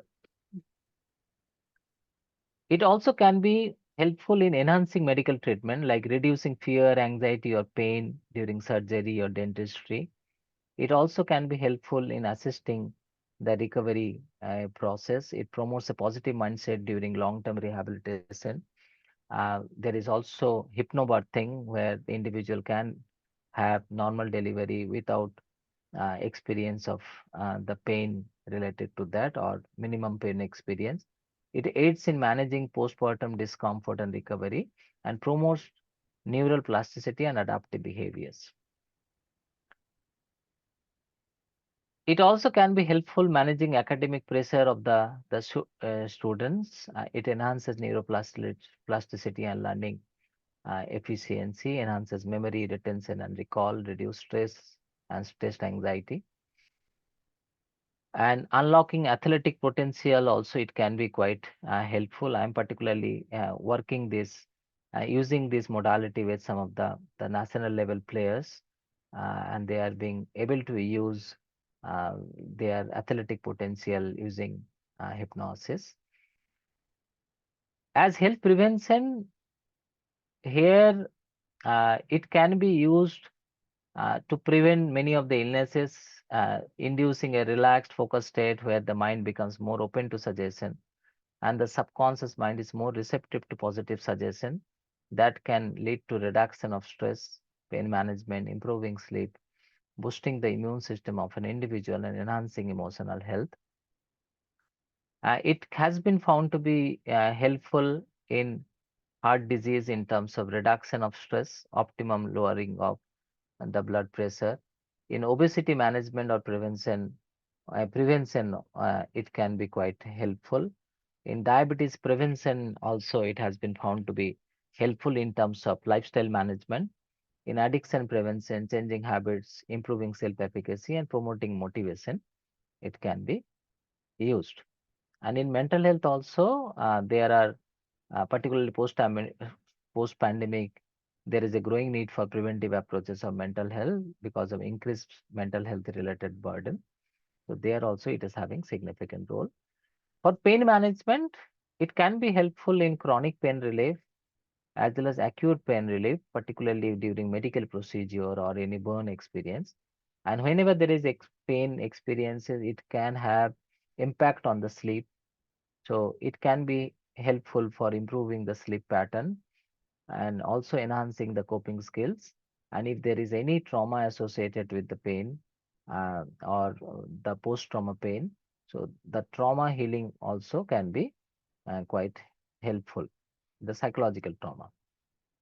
In some of the other chronic conditions like irritable bowel syndrome, hypertension, asthma, and respiratory issues, skin condition like hematohydrosis, example like a hyperhidrosis, lots of the sweaty hands, there it can be.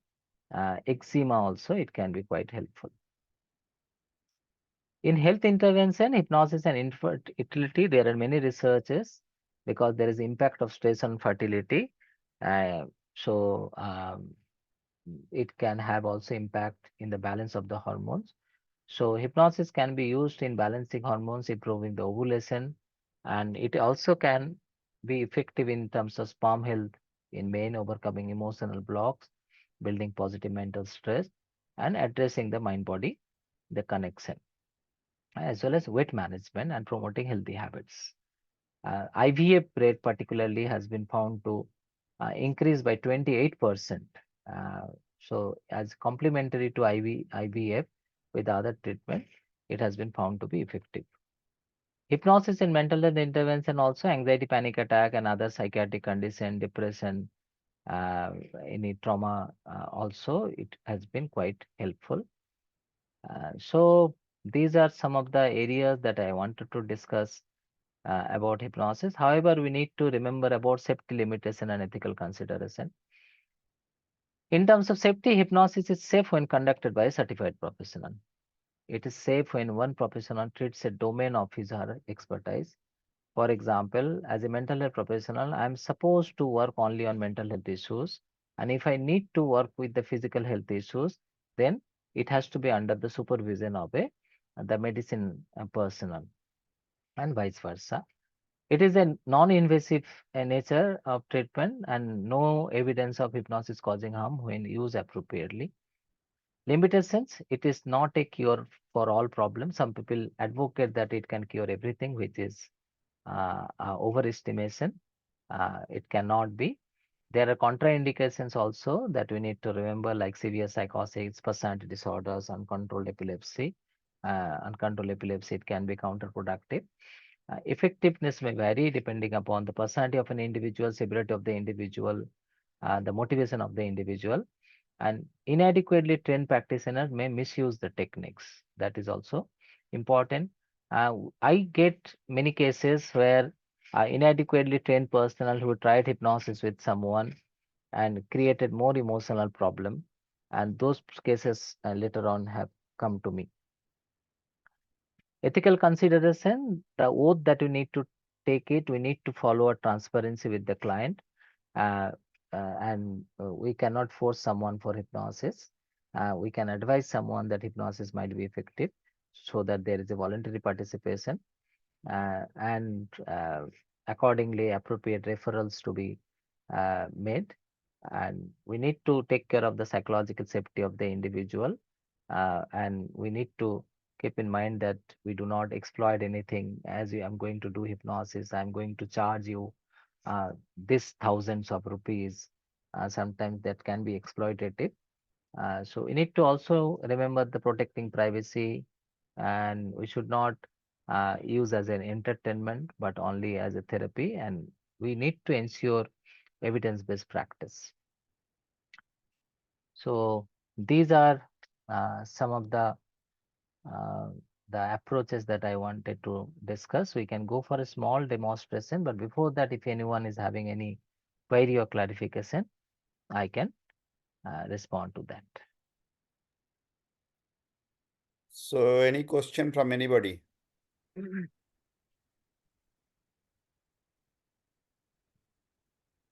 No? Sir, I have a question. Yes, ma'am. Yes. Uh, Sir, actually, it is very common. Everybody advise cognitive behavioral therapy, but how it is done, I want to know somewhat. Okay. Cognitive behavior therapy. See, whenever we understand that whenever there is any kind of stressor, we'll have some psychological reactions. Okay. And this Yes, is sir. the common understanding. So as if the relationship is very linear, there is a stressor and there are psychological reactions. Yes, sir. So it means that if the stressor is same for, if there are 5 people, for all the 5 people, the psychological reactions also should have been same. No, but it is not there. It is not that. Okay.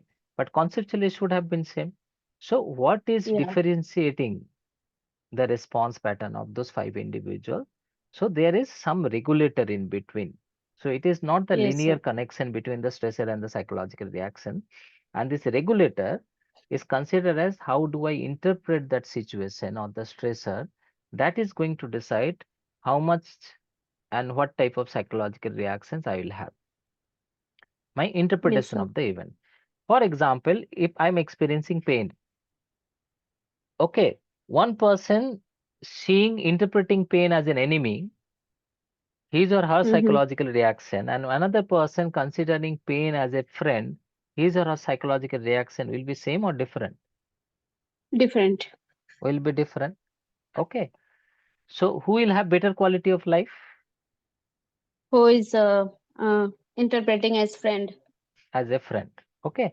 So if you can help that individual with a guided discovery approach, that this is not enemy, this is rather friend, it is indicating that there is a crisis. Without pain he Something couldn't. Okay. So whether individual's emotional reaction will be modified or not. modified. Yes. So cognition means we are focusing on this interpretation. Okay. Okay. So we are trying to help the individual to discover that kind of interpretation that client is making, whether it is logical or illogical. It is evidence-based or non-evidence-based. So cognitive Okay. therapy is the modification of the thought process. Okay. So Mm-hmm. I'm helping the client to discover that whether he or she was thinking in a wrong way, irrational way or not. So that Mm-hmm. is cognitive therapy. Okay. Thank you, sir. Okay.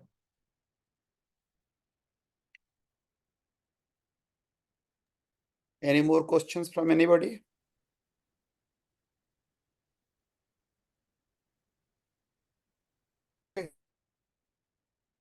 You can. Okay. There are some points that I would like to address. First of all, if someone is driving, please do not practice it now. Okay. If you are in your comfortable position, just sit comfortably. All of you may not practice it. If you want to practice it, you can do it. It is basically to have a better understanding. I'm going to do it very brief within 10 minutes only for understanding of the process, induction and deepening process and termination process. Just sit comfortably. If you are wearing spectacle, you can remove that if you want to practice. You need to have proper grounding of your feet. If there are some clutters on your lap, kindly remove them.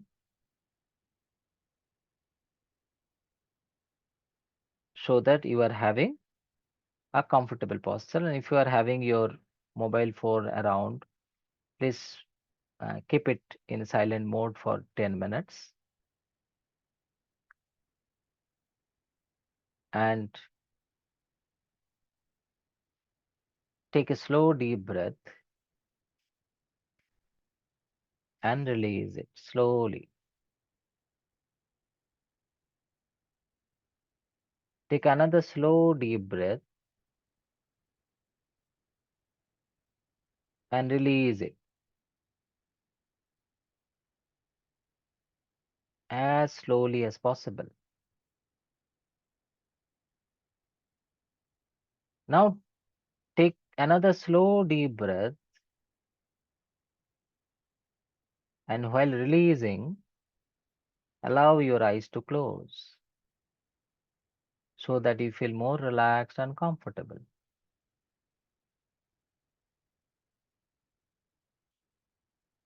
And if you are comfortable, allow your eyes to be closed so that you enjoy that state of relaxation.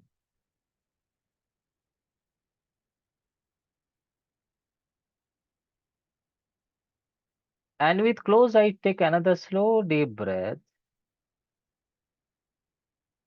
Feel it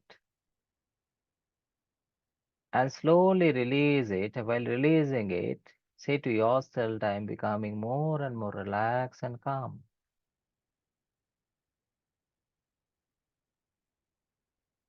And continue to take 5 such slow deep breaths. Keep your focus on the breathing process. And each and every time you breathe out, say to yourself in your mind that I am becoming more and more relaxed and calm.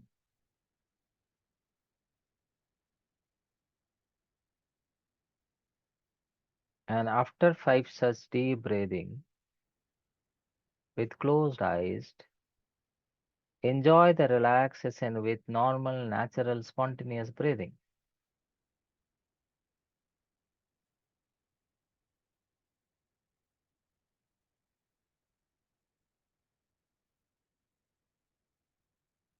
And bring your focus on your right foot. Think about all the 5 toes in your right leg and the lower part of the right foot and the upper part of the right foot. And imagine, do not try to create, just imagine that the toes, the heel, the ankle, the foot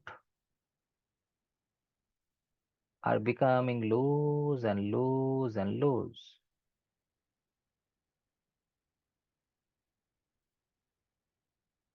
And as they are becoming loose and loose and loose, some of you might experience that they are becoming more and more heavy, more and more heavy, more and more heavy. Some others might experience they are becoming more and more light.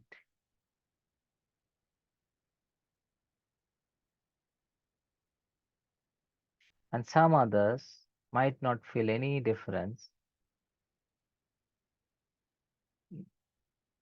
Just keep your focus on your right foot.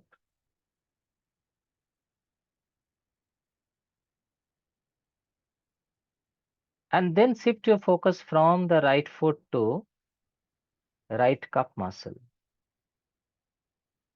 The area between your ankle to your right knee. The entire that area.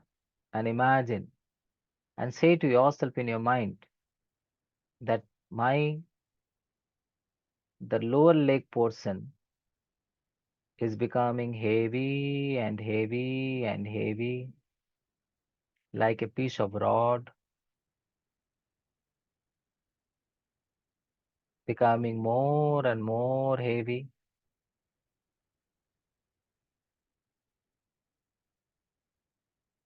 As this particular portion is becoming more and more heavy, the bone, the muscle, the joints, they are becoming more and more relaxed. So your right knee is also becoming more and more relaxed and loose. And that sensation of heaviness or lightness, the looseness, maybe numbness, is moving towards your right thigh muscle. As a result, you might be experiencing a heaviness or lightness, a numbness, a looseness, a relaxation in your right thigh muscle.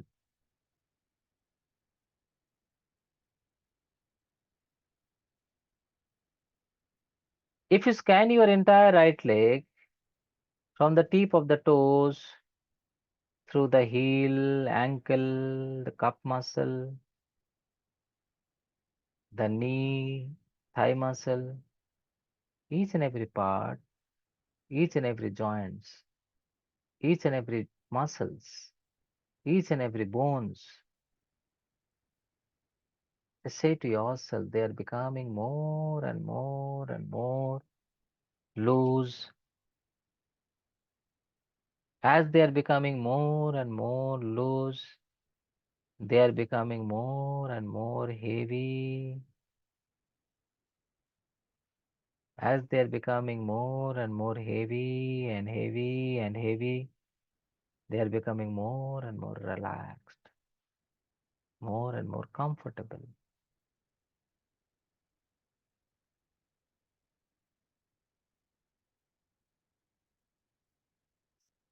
And now shift the focus on your left leg. Focus on the left toes, the lower portion of the foot, the upper portion of the foot, the heel, the ankle, and the cup muscle, the knee, and the thigh muscle. Each and every joints, each and every muscles, each and every bones. Just say to yourself in your mind, they are also becoming more and more relaxed, more and more heavy or light, more and more loose. And some of you might be experiencing a sensation of numbness, looseness. So both the legs are becoming more and more loose and numb and relaxed, numb and heavy or light.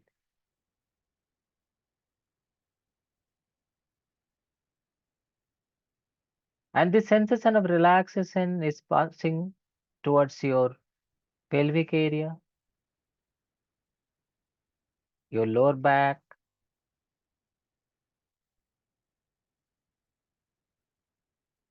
your middle back,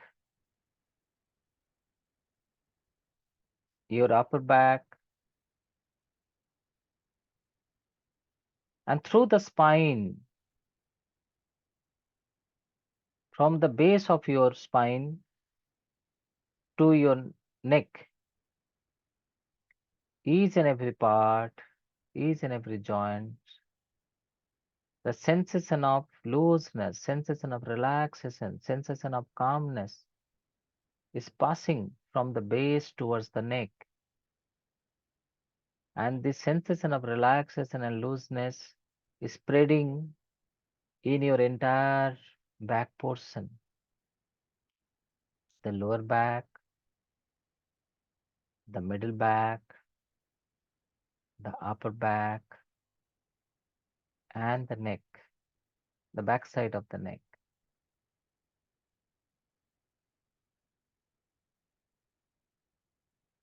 And if you bring your focus again on your normal breathing, with each and every breath in and breath out, with each and every expansion and reduction of your belly, imagine your belly muscle is also becoming more and more loose, more and more relaxed. Not only the external part, with each rhythm, the internal organs, including your stomach,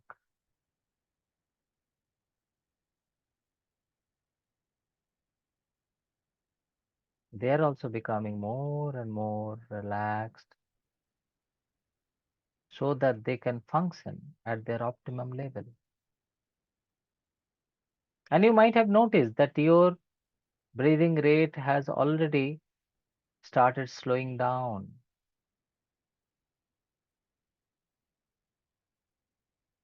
So that the bloods from the periphery start coming towards your heart, towards your brain.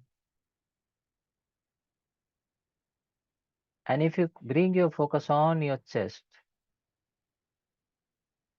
with each expansion and contraction, with Each breath in and breath out. Your chest muscles are also becoming more and more relaxed.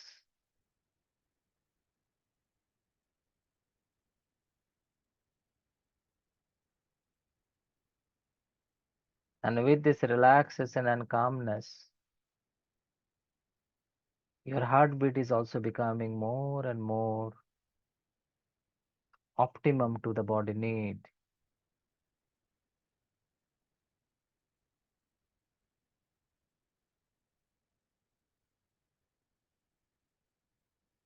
And bring your focus on your right shoulder and imagine the right shoulder is also becoming loose and relaxed.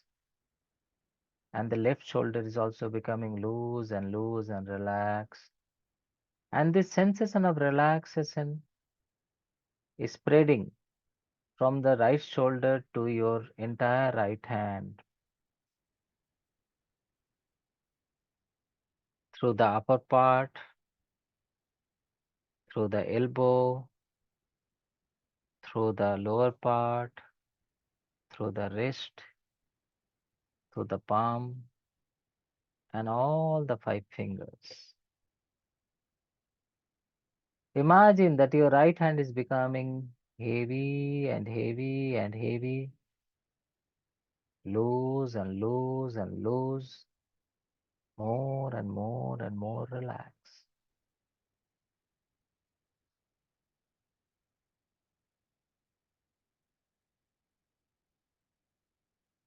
In the same way, bring your focus on your left hand.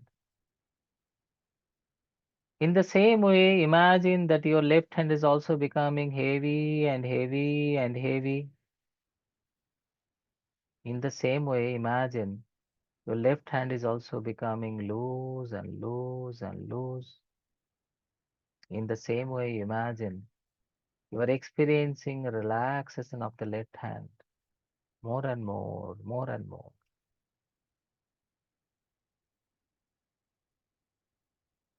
And this sensation of relaxation from the hand is passing through your front side of the neck, in your jaw,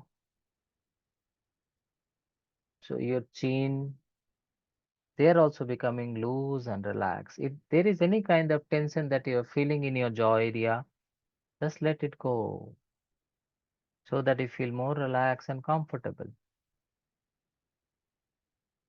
And the sensation of looseness and relaxation is passing to your cheek,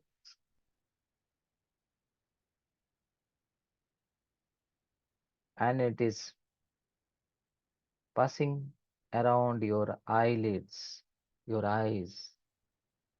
All the tiny muscles are also becoming more and more relaxed. Your forehead is also becoming more and more relaxed. And your head from backside, the top, right and left side of the head, they are also becoming more and more relaxed. And I'm going to count 1 to 10, more I reach to 10, you are going to feel double the relaxation effect with each count. 1, more and more and more and more. 2, a state of relaxation, state of calmness, state of comfortableness. 3, more and more calm and comfortableness. 4, more and more relaxation, peacefulness. 5, more sense of heaviness, numbness.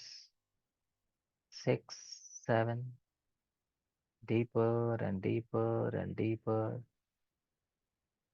exploring your potentiality, your motivation. 7 and 8, encouragement, dedication, and relaxation. 9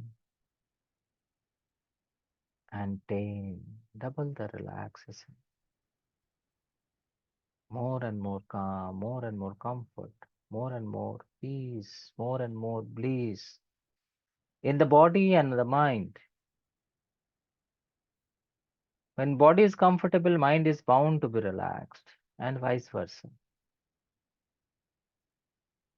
And if you keep your focus on your eyelids, you might be feeling a sense of heaviness in your eyelids, as if the upper and lower eyelids are stuck to each other with an adhesive.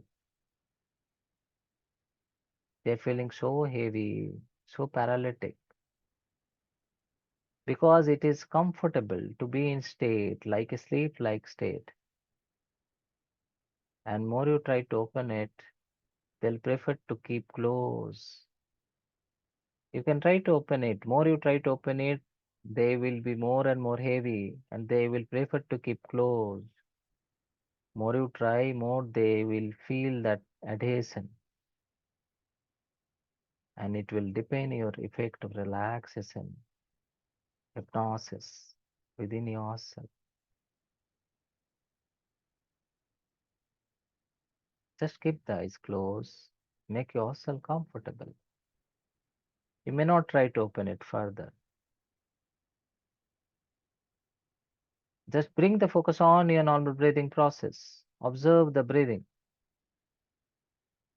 For majority of you, it is already being slow and heavy, as if you are going into a state of sleepiness. The heartbeat is more optimum for maximum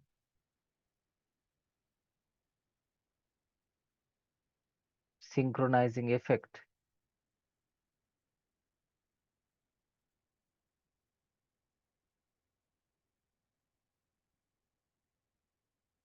And you can imagine your favorite place with lot of green, lot of blueness. A place that might have visited. It can be a mountain, it can be a sea, it can be a forest.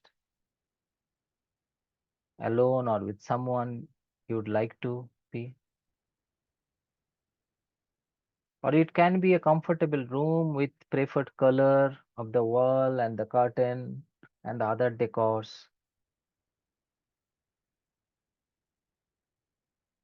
with a preferred fragrance.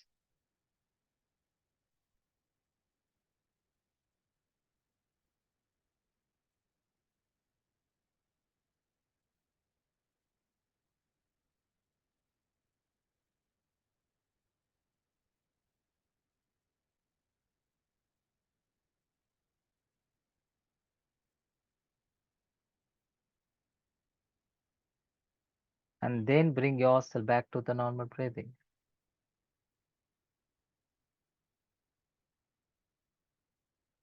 And while focusing on the normal breathing, start counting in your mind 10 to 1. And with each count, just imagine that your eyelids are becoming lighter and lighter. Like 10, your head, your forehead, your eyelids are becoming lighter and lighter. 9, your neck and both the shoulders are becoming lighter and lighter. Your right hand, your left hand, they are becoming lighter and you're feeling the freshness in your hand. 8. Slowly move your fingers so that you feel more alert there.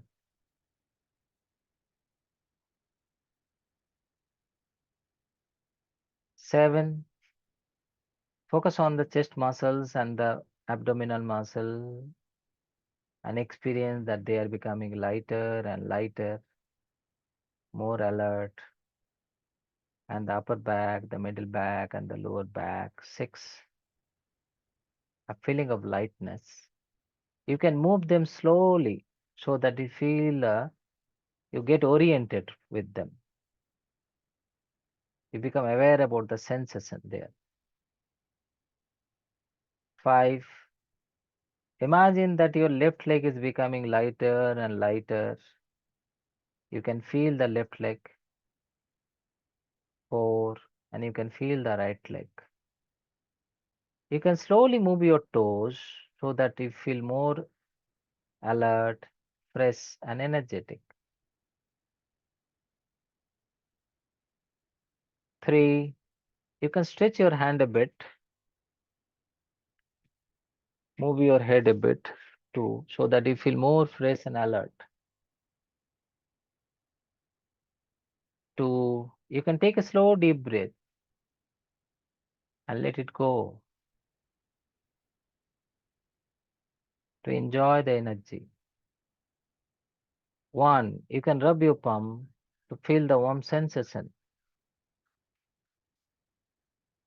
And then place on your face. 1. And slowly allow your eyes to open. Do not force them to open. Once you feel enough lightness on your eyelids, on your forehead, then only allow your eyes to open. Otherwise, you take some time, be there for a while.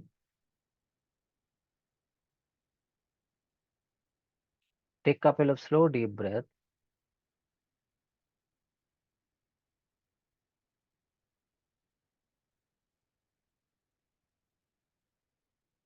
Move your head once more. And if you're comfortable, you can open your eyes.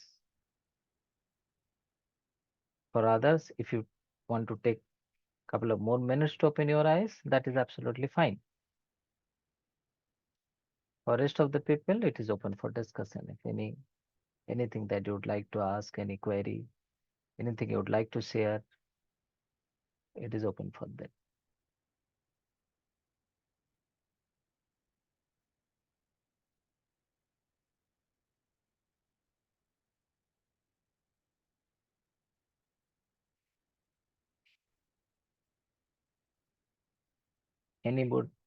Anyone would like to ask something?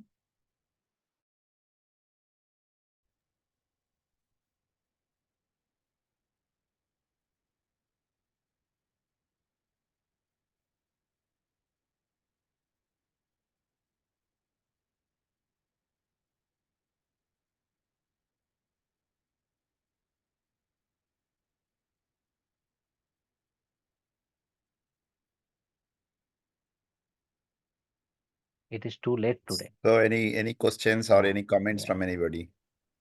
You can share your experience also.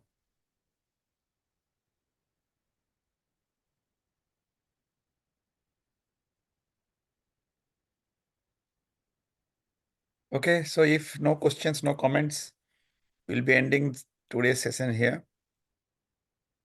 And thank you, Dr. Rai, for your excellent deliberations and very nice session. I'm sure that I have enjoyed. Little late today, but anyway. Yeah. So, so you can also see, listen the recorded lectures also later on. Yeah. So thank you very much for participations. And Okay. let us end today's session here, and good night, everybody. Okay. Good night. Good Thank you very much, Dr. Rai.